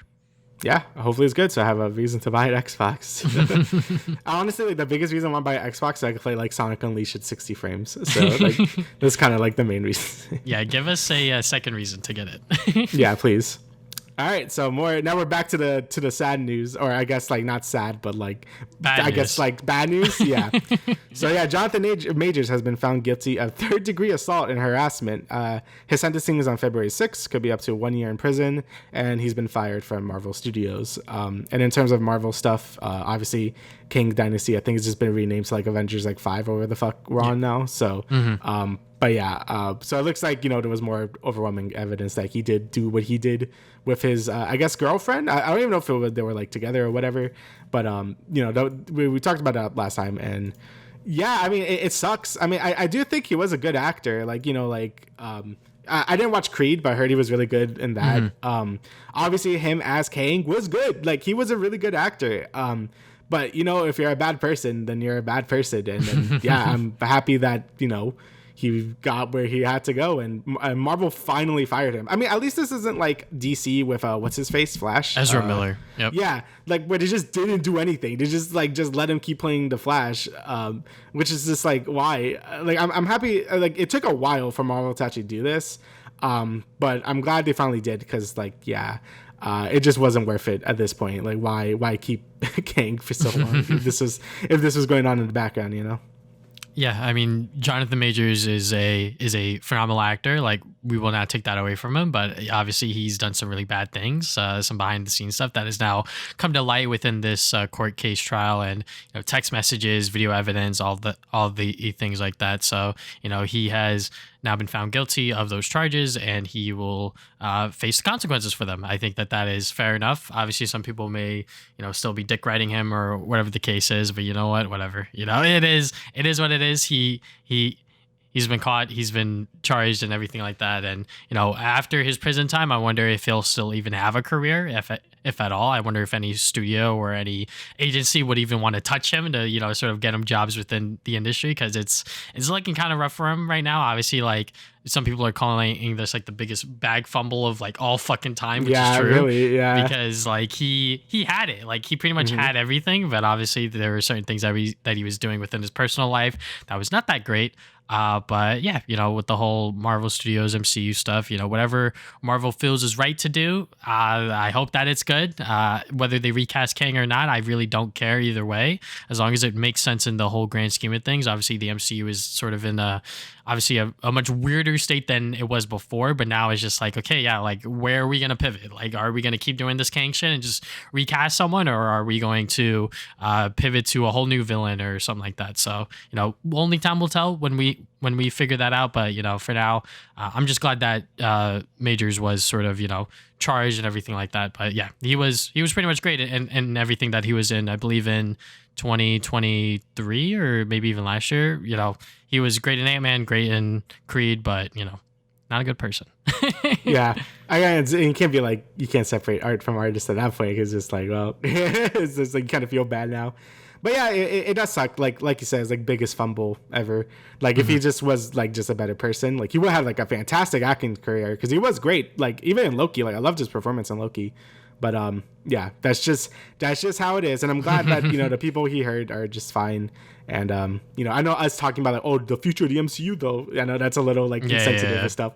But I'm glad things ended up pretty okay. So hopefully Marvel does a better job with like making sure people they cast are like in a good light, because when you have like multi-year contracts, you definitely want to make sure you're doing like a bunch of research on that stuff. But let's just see what happens in the future. Again, Marvel in a weird spot, so we'll see what happens. All right, so the last bit of news we got here is Bobby Kotick is finally leaving Activision Blizzard on December 29th. So he will be stepping down from his long-serving CEO position. Too long. He will no longer be part of the company. So Yeah, I mean, obviously, this is something that I'm sure Microsoft and Phil Spencer were looking at very closely to be like, hey, well, now we got Activision Blizzard. We got to fucking get this guy out of here because obviously he's like a big PR problem. He does not have a really good reputation. And now that Microsoft owns them, it's like, all right, yeah, now we can kind of move pieces around and sort of figure out what they want to do with these IPs and sort of help them get these franchises and whatnot back into the limelight. So yeah, obviously this was a long thing that was supposed to happen a while ago, but now that it's happening, I'm sure a lot of people are happy about it. Yeah, I mean, I really hope Blizzard gets better. I mean, we were just talking about Jonathan Majors, but Blizzard's like that as a company where I'm just like I like a lot of their IPs, I really do. Like StarCraft is like definitely one of my favorite franchises ever. Like I love StarCraft too. Even Overwatch and stuff and Diablo, but it could be hard when, knowing what after all the Blizzard stuff happened, and it just kind of hard to like support them. And I'm hoping moving forward they could get better and get better management under Microsoft and stuff like that. I know like that corruption and stuff runs deep and you're never going to get rid of all of it. But I really do hope the company does get better, at least working condition wise. Like hopefully everyone just gets treated better. No one's getting harassed or anything because that's just terrible. And again, hopefully under Microsoft things could get better. But again, I don't know. I mean, it's multi-million-dollar company and multi-million-dollar company. I get it. But, I just want the best for these developers. And I don't want the games I like being made under horrible conditions and stuff like that. And if they could finally fix that stuff in Blizzard, that'd be great. I do doubt it, though, but we'll see. I doubt he was the main reason, right? Like there's so many different factors with that type of stuff, but hopefully with him gone, it's a good step forward. But again, he left with a golden parachute. He's not getting punished because that's just how the world works, unfortunately. But at least he's gone now, so that's good at least. Yeah, as a first step of many into bringing back Activision Blizzard into a better spot. Yep. All right, so now we're going to talk about our best games of 2023. So, Damian, I know I told you were supposed to message me on Discord with it, but instead we're just going to drop it in this Google Doc file because I just realized if I do anything, I'm going to mess up your face cam. So we're just going to drop it in the Google Doc file. So I'm going to just do mine real quick. Okay, there's yours. All right, cool. So now we got both of them here.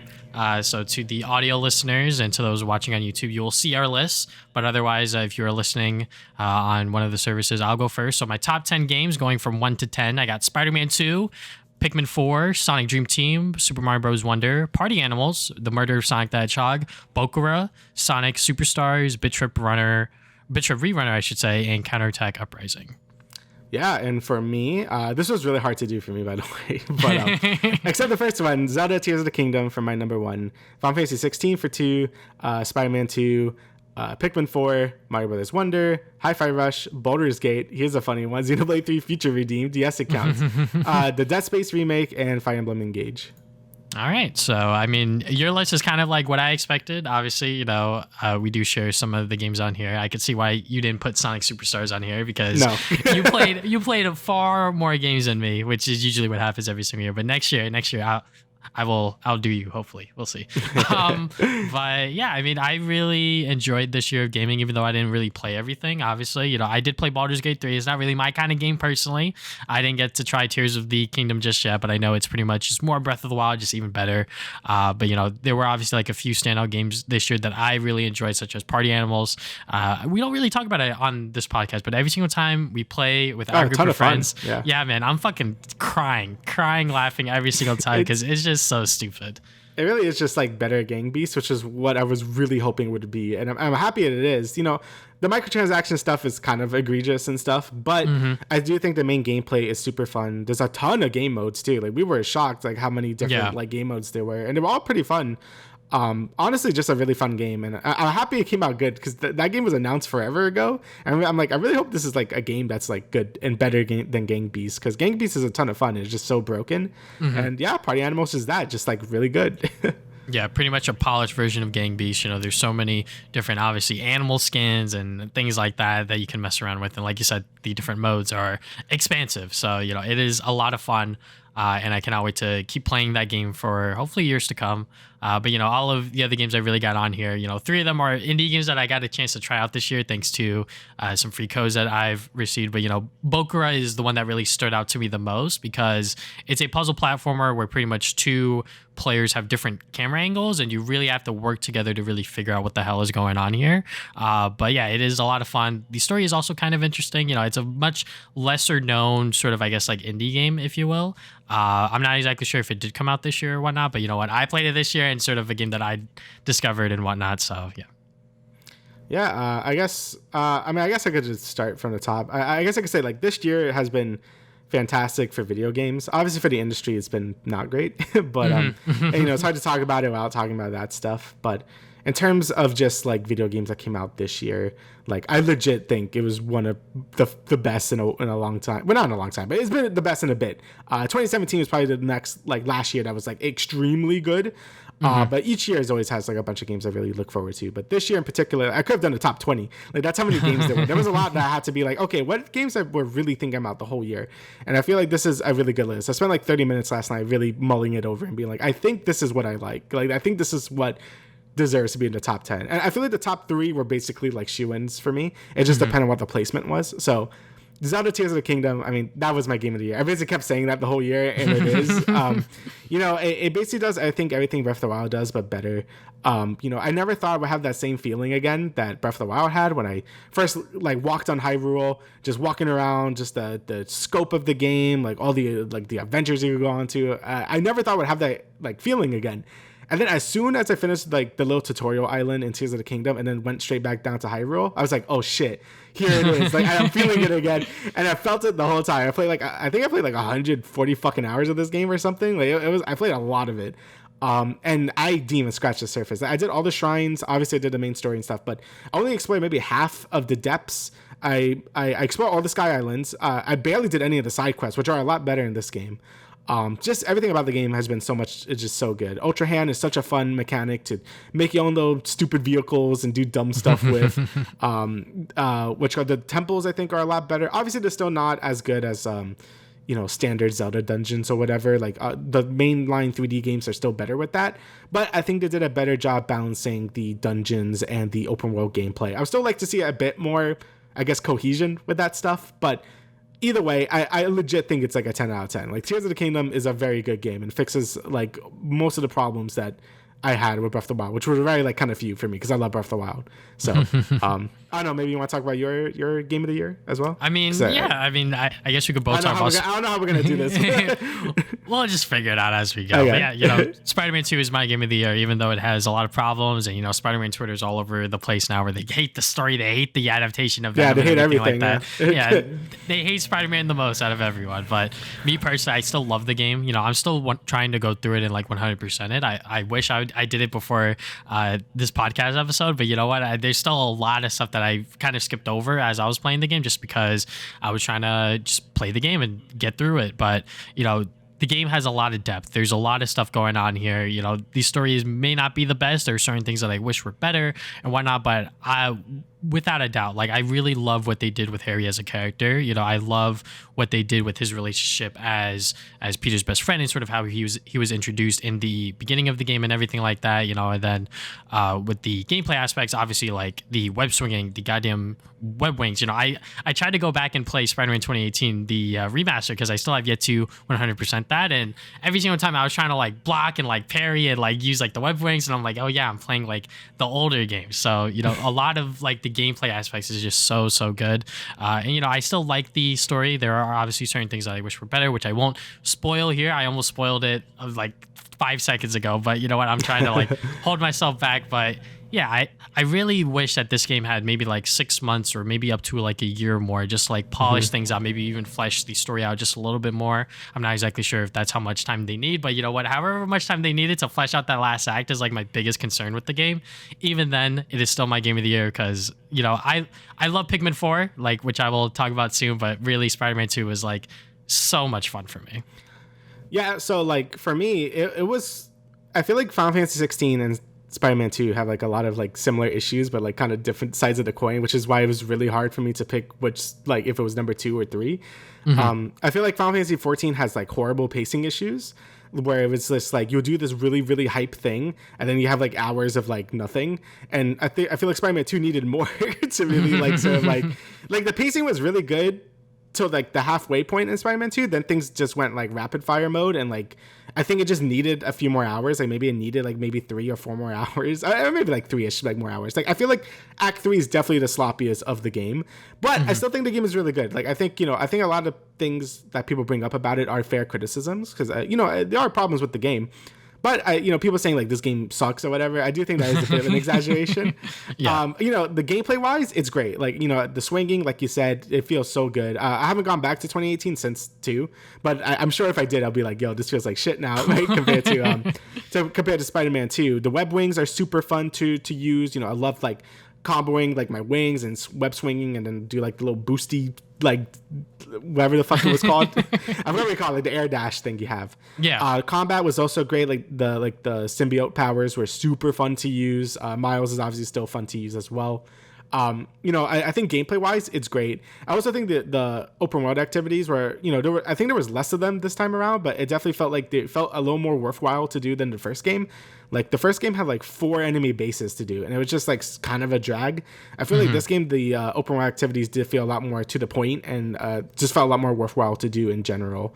And yeah, I still think the game is great. I just feel like, if the game like had like, it's hard to describe, but that part, I'm like, this is my number 2 of the year. Like, I spoiled it, but whatever, you censor that. But that part was really good. And then after that, it went to Act 3, and I still liked it a lot, but I'm like, okay, I could see where the problems are and what the reviewers were saying in terms of story and stuff. But again, the game is still very good. I think it was a great follow-up, and I'm still really excited for the future of this Insomniac series. And I guess I'll talk about my number 2 since I already was talking about it. Final Fantasy 16. So yeah, 16 also has a lot of issues as well. Like I think the game's still like a 9 out of 10 for me. Like I loved it, and the high moments are like legit 10 out of 10s. Like some of the boss fights are some of the best I've played in any video game in terms of spectacle. They're just like fucking fantastic. Like the music is great, the voice acting is really good, the game looks pretty great. But then things kind of, like I said, the pacing is like the really big issue. Like you would do this really, really hype boss fight that's super sick, and then you just have like 4 hours of like gathering like goat butts or whatever, and it's just like, okay, and there's some good side quests too, but I feel like a majority of the side quests are like really MMO feeling, and that's sort of because the people that made this made Final Fantasy 14, which I love obviously, but I do feel like this game could have had a better pace. It didn't have to be like 60-some hours long. It could have been like 30, honestly. And that's sort of the biggest issue with this game. Plus the combat and RPG elements. Basically, there is no RPG elements, even though it's an RPG. Like everything is very bare. Like it's just like, oh, your stat goes up, and that's about it. Like there's no elemental weaknesses. There's no like the skill tree is very just non-existent. Like you just pick up a skill and that's about it. So I feel like they went way too hard on the action. And even then, I feel like Final Fantasy VII like remake just does that stuff better in terms of gameplay. Like I think I still like this game better in terms of story than 7 remake, which is I still love both games a lot.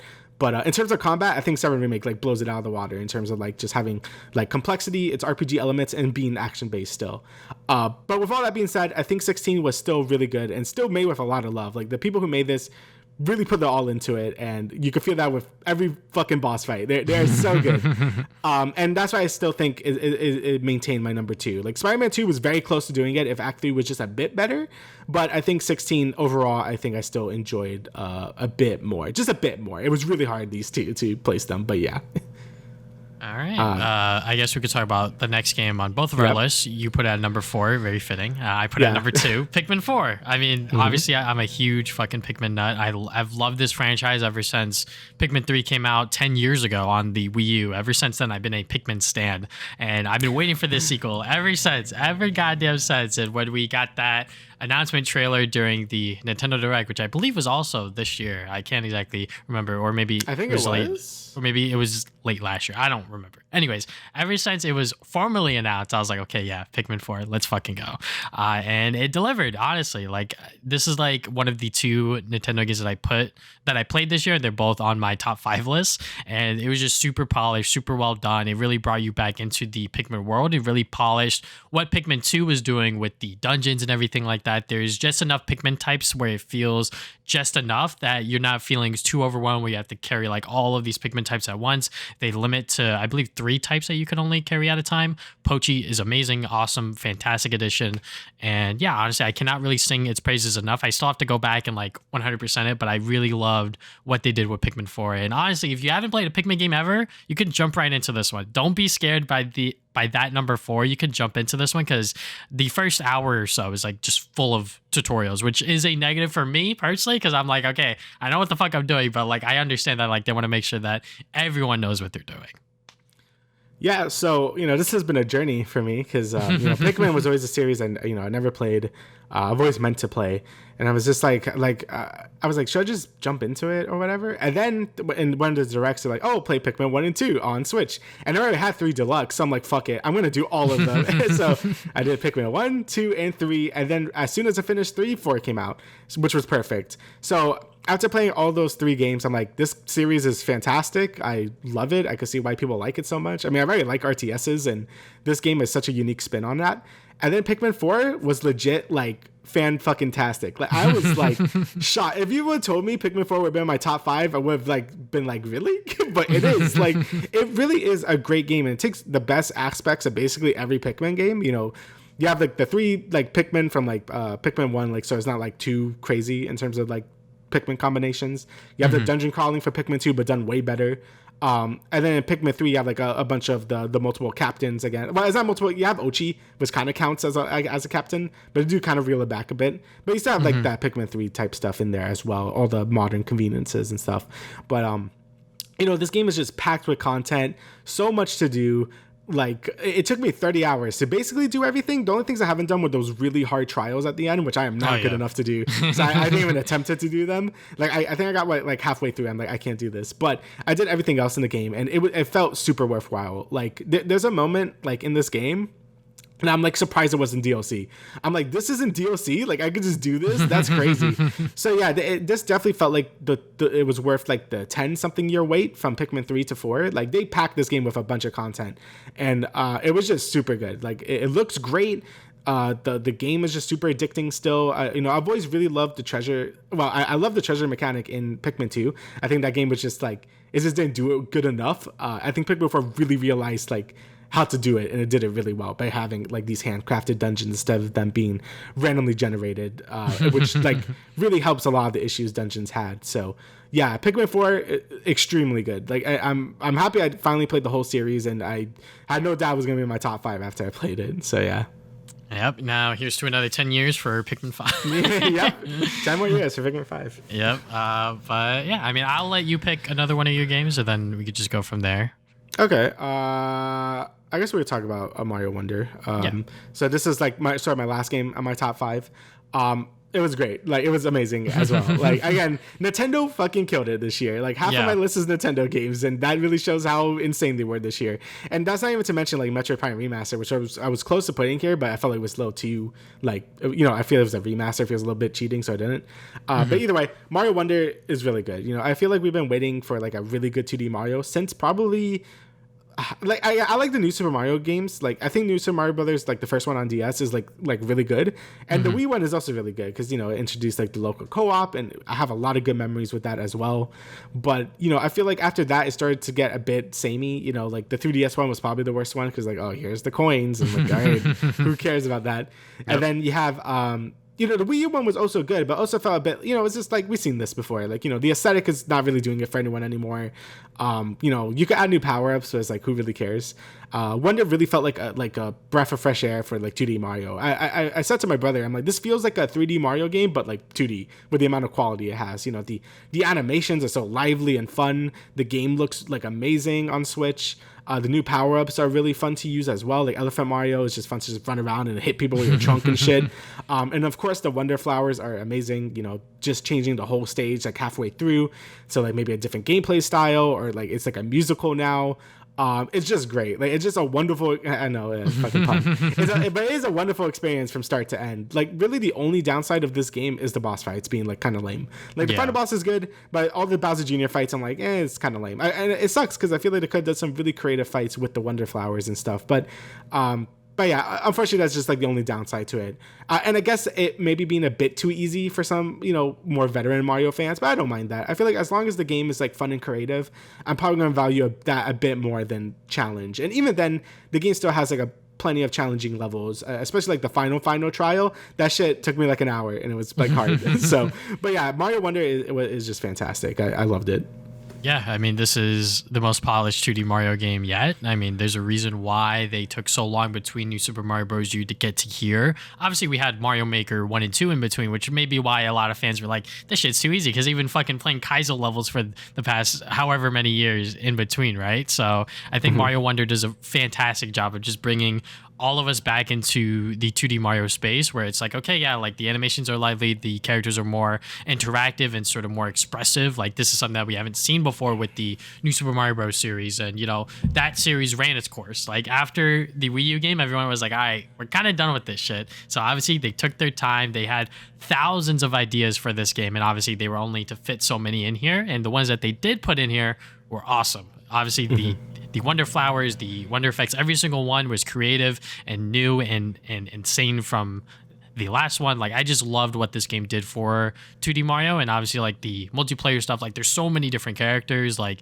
even though they all pretty much play the same except for Yoshi and Nabbit, I think that was fine because obviously we had the badge system. The badge system was like the biggest like addition for this game, and I think that it worked really well because obviously you could only pick one at a time, and most of them were pretty balanced, like because you could only pick one at a time, and none of them were universally for like every single level. Like you can choose one to use for every single level, but there may be like a badge that might be more ideal or more sort of, I guess, optimal for that level, if you will. So trial and error is very key. But yeah, I just love playing this game. I still have to go through it, just like with all of the other games on here, and just like 100% it, because I guess that's something that I still have to do. It's just have to, just go back and replay everything once again. But yeah, Mario Wonder is by far a standout of this year, and it's why it's in my top 5. It may not be within my top 3 because I really did like Sonic Dream Team more as a Sonic fan, if you will. But yeah, Mario Wonder is like so insanely polished, just like with everything else Nintendo has released this year. Yeah, it was just great. Yeah, I totally forgot to mention the badges being just a cool system as well. So yeah, Mario Wonder definitely like deserves my top 5 spot. I guess I could go again or just switch. Things are gonna start to get pretty different. So Hi-Fi Rush was really good. I feel like if this was any other year, it definitely would have been in my top 5, but this year was just so stacked that it just couldn't. But yeah, it definitely is like number 6 for me. Like Hi-Fi Rush is like just such a fun game. Like it really does feel like a game, like a lost game from like the PS2 days. Like it's super bright and colorful. Like the art style is just fantastic. The music is really good. It's just a fun like rhythm beat 'em up, which is weird. Like you have to hit your attacks on the beat and stuff, and it makes for some really satisfying and unique gameplay. Like it's not like breaking new ground in terms of that. There's been other games that have done that, but I feel like none of them have really like reach to this level of polish. Like, it's really fun to do some combos and stuff in this game, and like it's just like does what it does really well. It's just super charming and like just fun to play through. I definitely think you would like this game a lot as well. Like it's a super good time, and I really do hope there's more of these. Like I think it's still pretty okay. I think Phil Spencer is like, yeah, this game was good, so I'm like, all right, make another one. And it's crazy because TangleWorks like made like horror games. Like this was like came out left field. Like they made like crap, what was it called? They made Ghostwire Tokyo and some, what was it called? I forget, but they made some other horror game that people liked. So this game kind of came out of nowhere. It was just like, oh, this is like a bright, colorful game. And just the way it was released was like, they were doing this Microsoft like a showcase or whatever. And I was like, okay, I guess I'll watch it on my other monitor while I like do something else. And then this game showed up. I'm like, what the fuck is this? This looks sick. And then it shadow dropped. I'm like, what? And it was just such a nice surprise. And I'm happy that it was able to like, I guess retain a lot of people's memories until now, because it was a really early game. I think it came out like February or January, so I'm happy that the game really retained a lot of its like, I guess, like prestige, because I do think it deserves it. And it's funny how people are saying, oh, why doesn't Microsoft didn't get any Game of the Year nominations? You got this one right here. This one's super good. This was also Xbox exclusive, and Starfield like wasn't going to be there. So but yeah, Hi-Fi Rush, super fun, really fun beat 'em up, really brings you back to like the PS2 like early 360 days of this like having a fun time, and I loved it. I thought it was great. The boss fights were also fantastic as well. Just great game, top to bottom. I loved it. So yeah. Yeah, it came out January 25th of this year, and Yeah. the other horror game that you're talking about is Evil Within 1 Yeah, and 2. Evil Within. That was the one I was trying to think of. Yes, thank you. All right, so I guess I'll talk about Sonic Dream Team. You might be wondering why it's within my top 3. Well, recency bias would probably going to show here. If I probably redo this list 5 years from now, I'd probably swap Sonic and Mario here. But, Sonic Dream Team was just so much goddamn fun. Like, I cannot express it enough. You probably watched the earlier part of this episode, so I won't draw it out here too long. But yeah, I just really love this game. It just brings back 3D Sonic in like the best way possible, where it doesn't bring in too many different game mechanics for the different characters that you can play as. The level design is so much fun, having like that mobile aspect of just like having the different acts be like sort of remix versions of those levels where you just have to get to the end of the goal or whatever. Like, it is just a lot of fun. And I recently just got the Backbone controller for really, really cheap, so I can now play it properly with an actual joystick and everything. So I cannot wait to jump back into it, 100% the game to a certain extent, and maybe check out some other Apple Arcade titles on there. But yeah, Sonic Dream Team was it's just so much fun. Like, I cannot sing its praises enough, as much as I already have during this episode. Yeah, I mean, I feel like if this game was on console, it could have been on this list for me as well. The only thing holding it back is is the controls, which is kind of a big deal for a platformer. Yeah. Even then, it wasn't like horrible. Like, it was still like super fun to play through. And I legit think it's one of the best 3D Sonic games in recent memory, which is kind of sad, but also like really shows how much like love and care they put into this game. Like, it's one of those examples, like, they didn't have to go this hard, but they did, and they did.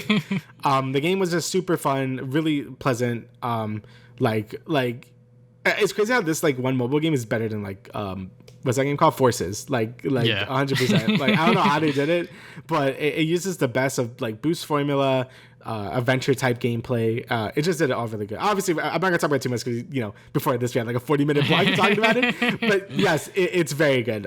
Sonic Dream Team was a very good game, and I'm happy it exists, and hopefully it gets ported to consoles, because like I said in the other part of the show, I do want more people to play this, and I would love to like basically 100% it if it does go on like Switch or something. Like, that would be something I would really look forward to. So hopefully that happens in the next year or so. But yeah, I guess next up for me, big game here, Baldur's Gate 3. The reason this is not higher is because I'm playing it with someone and I didn't finish it yet, which does feel a bit cheating, but I have put like 70 hours into it and I'm basically at the very end. So I feel like I know what the final fights are going to be and stuff. So I feel like I'm pretty okay putting this here. Baldur's Gate 3 is fantastic. Like, it is like a really good Western RPG, and it's something I didn't expect it to gain so much clout, I guess. Like, when they were showing this game off, I really like Divinity Original Sin 2, which was like the last game they made. But when they were showing Baldur's Gate 3, like, no one was really talking about it. Like, I'm like, this looks really good. It looks like a big improvement over Divinity Original Sin 2. And I really thought this was going to be a sleeper hit for 2023, but it ended up being the hit of 2023, which I did not see coming. Like, as soon as this game came out, that's when it blew up. And it deserves it. Everything about the game has been handled with so much care. All the character animations look great. Compared to Starfield, I'm gonna bring up Starfield a bit here, but compared to Starfield, a lot of the facial animations are like night and day. Like this studio is way smaller than Bethesda, and they killed it with the voice acting, the dialogue choices, just choices in general. There's so many different outcomes you could do in this game that affects like the quest you're on and all that stuff. And like Bethesda dreams they could do something like that. I think the combat is a ton of fun. I think it starts off a bit slow, and it's definitely not for everyone, since it's basically like turn-based tactics type gameplay. And again, that stuff isn't for everyone. But I think as you get deeper into the game and start unlocking more skills and perks or whatever, I think the combat really starts to shine. I'm playing as like a sorcerer, and by the end game, I could like fling like 3 spells in one turn, and they hit for like 100 damage, and it feels pretty sick. And the combat encounters really do challenge you as well. Like, they get pretty hard towards the end game. Granted, this run, we're basically going full chaotic. Like, we're like killing basically everyone. If I was playing the game, I would not be doing that. But like, that's just how we're doing things. And it's just a ton of fun. Like, I can't speak too much for the story because there's so many story plots going on. And when you're playing with someone else, it's kind of hard to pay attention to it. I'm not as attentive to the story as I normally would be. But it's definitely a game I would love to replay, since the game is so replayable with so many different dialogue choices and story choices and class choices as well, to play a whole new class and stuff. It's definitely going to be a game I play in the future again, because there's just so much to offer in this game. You could easily get like hundreds of hours in this game. That's just how much stuff there is to this game. But I will say, well, that praise out of the way, even if I did finish it and play it by myself and stuff, I still don't know if it will break top 5 just because of how buggy Act 3 is. Act 3 is very buggy. There was a lot of times where my friend couldn't move, I couldn't move, enemies would just glitch out and like just disappear, so we couldn't finish a quest or whatever. A lot of crashes as well. They fixed most of this stuff by now, but when I got up to Act 3, it was honestly kind of like disheartening. I'm like, this kind of sucks. So, and people were saying that, like, yeah, Act 3 is pretty rough, and they weren't lying. Act 3 was really rough. I think now they're basically ironed out most of the Act 3 bugs, so it should be fine. And if you start playing it now, you won't get up to Act 3 till like 50 hours in anyway, so you'll probably be fine. But I do think that is worth addressing, because I feel like a lot of people kind of gloss over that. And I don't think that's necessarily fair to some other games. Like, Spider-Man 2 also had bugs, some games have bugs. And I feel like with Baldur's Gate 3, it doesn't get mentioned as much as like other games, just because, people really like it, which is fair. I think the game is fucking fantastic. But I think it's important to bring up that I think Act 3 was like, really hot off the oven. But now that it's all fixed, and if you're playing on PC, I don't know how the consoles are, but on PC, it's a fantastic RPG. Definitely recommend it to anyone that loves these type of games. And playing it with friends is a good time as well. Like, I think it's a fun, like, sort of co-op game as well. So, yeah, Baldur's Gate 3 is really goddamn good. All right, so I guess I'll pick one of my games from here. I guess I'll talk about my number 8 pick, which is Sonic Superstars. If I play more games on here, this game would not be up here. That wouldn't be my top 15, but yeah. But yeah, Sonic Superstars came out this year. This was pretty much Sonic Team's biggest Sonic game released this year, and they were going back to 2D Sonic, and they were doing it in 3D, and it unfortunately missed a lot of marks. I think the main story mode is fine. I think that gameplay is good. What you do with those characters, what you can do with the emerald powers, everything like that, the 4 different characters you could play as, all good and dandy there. Once you get into the post-game stuff, which I'll talk about a little bit of spoilers here, because at this point it's like, all right, if you're a Sonic Camp fan, you would know what I'm talking about here. But anyways, if you don't know, once you finish story mode, you unlock Trip Story, which is a brand new character, and you pretty much replay the game all over again with different level design. Yes, it sucks. The level design is just bullshit. It's stupid, and it's honestly kind of a waste of time. I'm just like, okay, why am I replaying the game here? It's not for story reasons, really, because the little story bits that they add in here is like really nothing, honestly. And then you unlock the last story, which is another bullshit final boss, because Trip's story, that final boss is already stupid enough as is, and then the last story final boss is just like, what the hell are they doing here? What were they cooking? And, I keep saying that they padded out to charge $60, which is what I still firmly believe. Obviously, nothing's confirmed or anything like that, but that's just how I feel. It honestly felt like that they made this game $60 just because they wanted to, and then they're like, all right, we have to pad it out somehow, so we're just gonna make the player replay the whole game again as this new character, Trip, who is cool. She is like a nice design and everything like that. I'm down for new Sonic characters, even though we have too goddamn many. But the way that they introduced her and everything like that, it was just not that great. And then obviously the levels, the goddamn bosses are just so stupid and so time consuming that it is just not fun. So. Yeah, like those bosses, like I definitely feel like if you do play the game or you do go out of your way to buy it, since it's on sale, like it's been on sale like pretty frequently. If it's like $30, I think that's fair. I think that's what should have been priced originally to begin with. But if you buy on sale, honestly, just play the main story. Don't bother with Trip stuff. Don't bother with the Supersonic stuff. It really isn't worth it. Like the Trip storyline is just not fun. The bosses take way too long to kill. The Fang fight at the end made me want to like actually kill myself. It was terrible. And the Supersonic fight is just an RNG fest of like, if you could get enough rings and if it does the right pattern at the right time. And your reward for it is just like whatever. Like there's like no story, so like who cares? And it just wasn't very fun. But I think underneath all that, it is a good game. Like I think the base stages and like just the base campaign is a fun time. It's just everything surrounding it just isn't great. Like the trip story, the boss fights, and the multiplayer is a mess as well.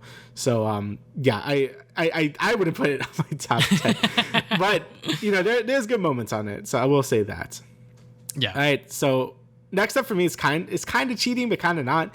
If people could put Cyberpunk Phantom Liberty on here, I could do this. So Xenoblade 3 feature redeemed, and honestly, this feels a bit more appropriate because it is basically a new game. Because it's not it is an expansion, but it's like a whole new thing. Like Phantom Liberty, you have to play the game, the base Cyberpunk, to get to it. This one is just like you just start a new game and there you go. So either way, Future Redeem is really good. I want to put it higher, but I'm like that's okay putting it here. This game is just pure fan service for Xenoblade fans that have played 1 and 2 and 3. Like it basically like this is like the big fan service moments you wanted. Like, oh, here's the characters from 1 and 2 interacting and it's fucking sick. Like, this is what I kind of wanted from Xenoblade 3. Like I still love that game like a lot, like a ton. But there were some moments where I'm like, I wish they did more with the crossover aspects of that game. But I get it. I want to focus on the original characters for that game, and I think that's fair. But this game is basically like, okay, here's all the things that you wanted. Like, here's all the interactions you wanted to see and stuff. And it was amazing. And in terms of gameplay and stuff, obviously it's the more standard Xenoblade fare. Like, it's like sort of like MMO light type thing. You have your tank healers and DPS and you do stuff.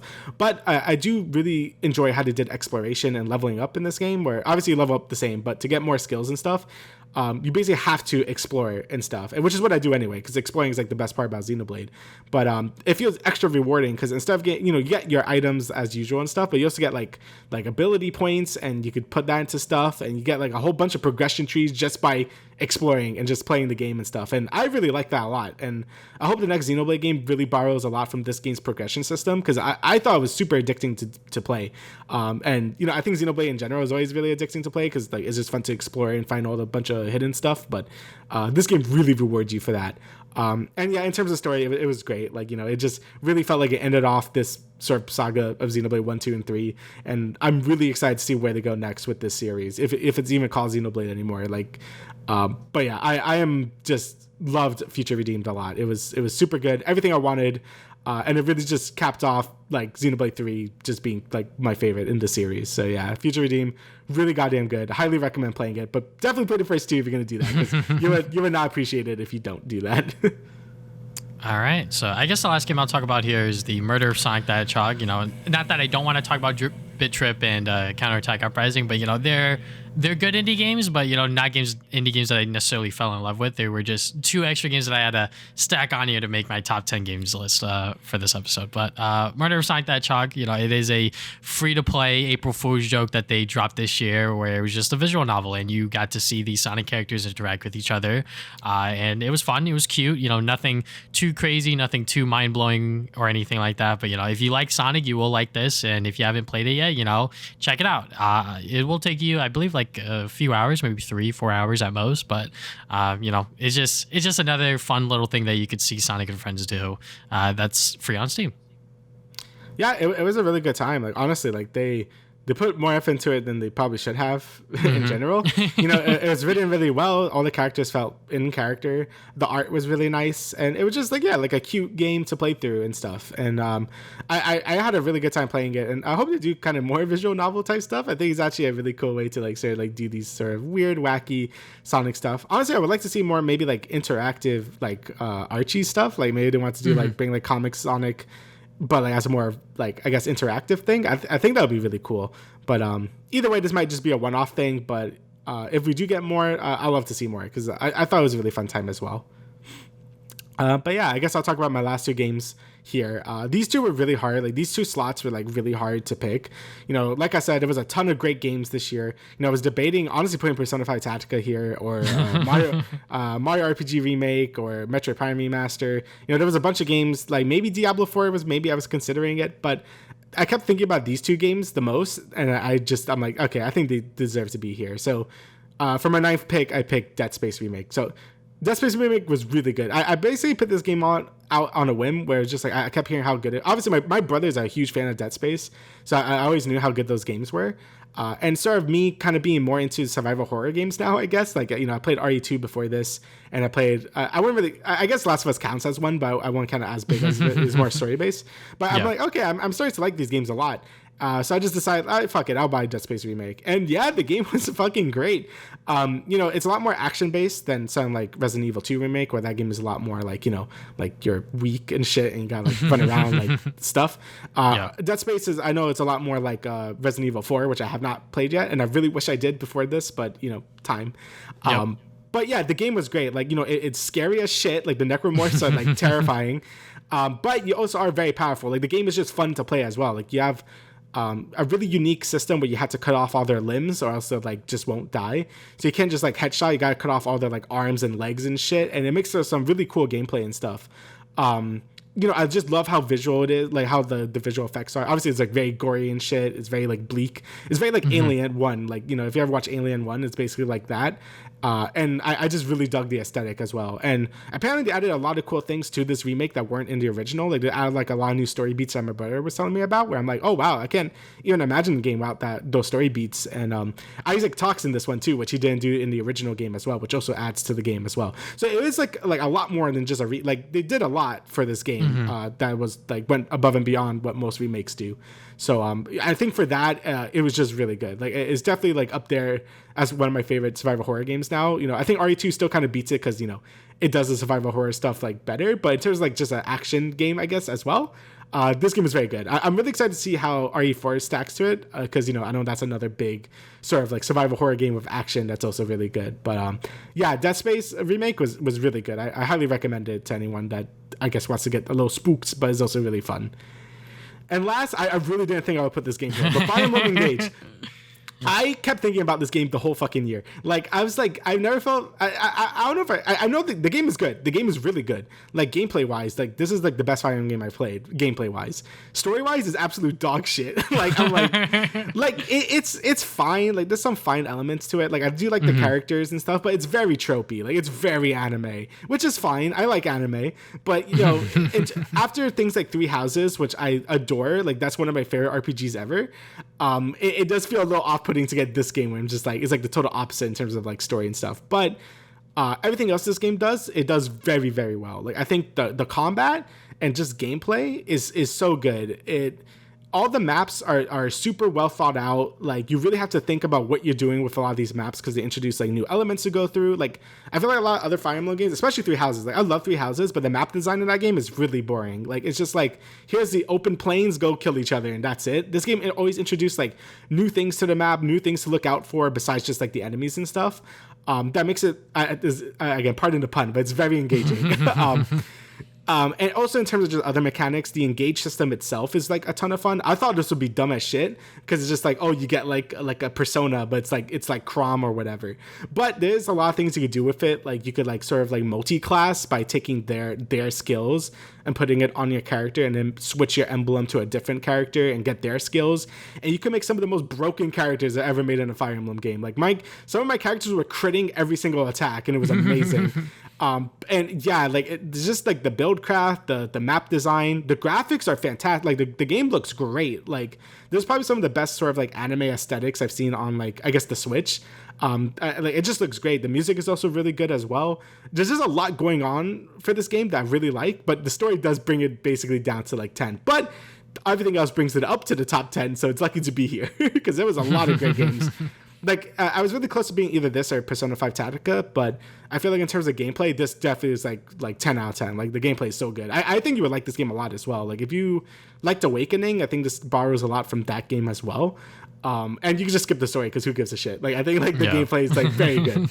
So yeah, overall, I think Fire Emblem Engage is really good. And if you wrote it off because the story is bad or it's like it looks too anime, I definitely recommend just giving it a shot because I think gameplay wise, it's definitely my favorite Fire Emblem in terms of gameplay. So yeah.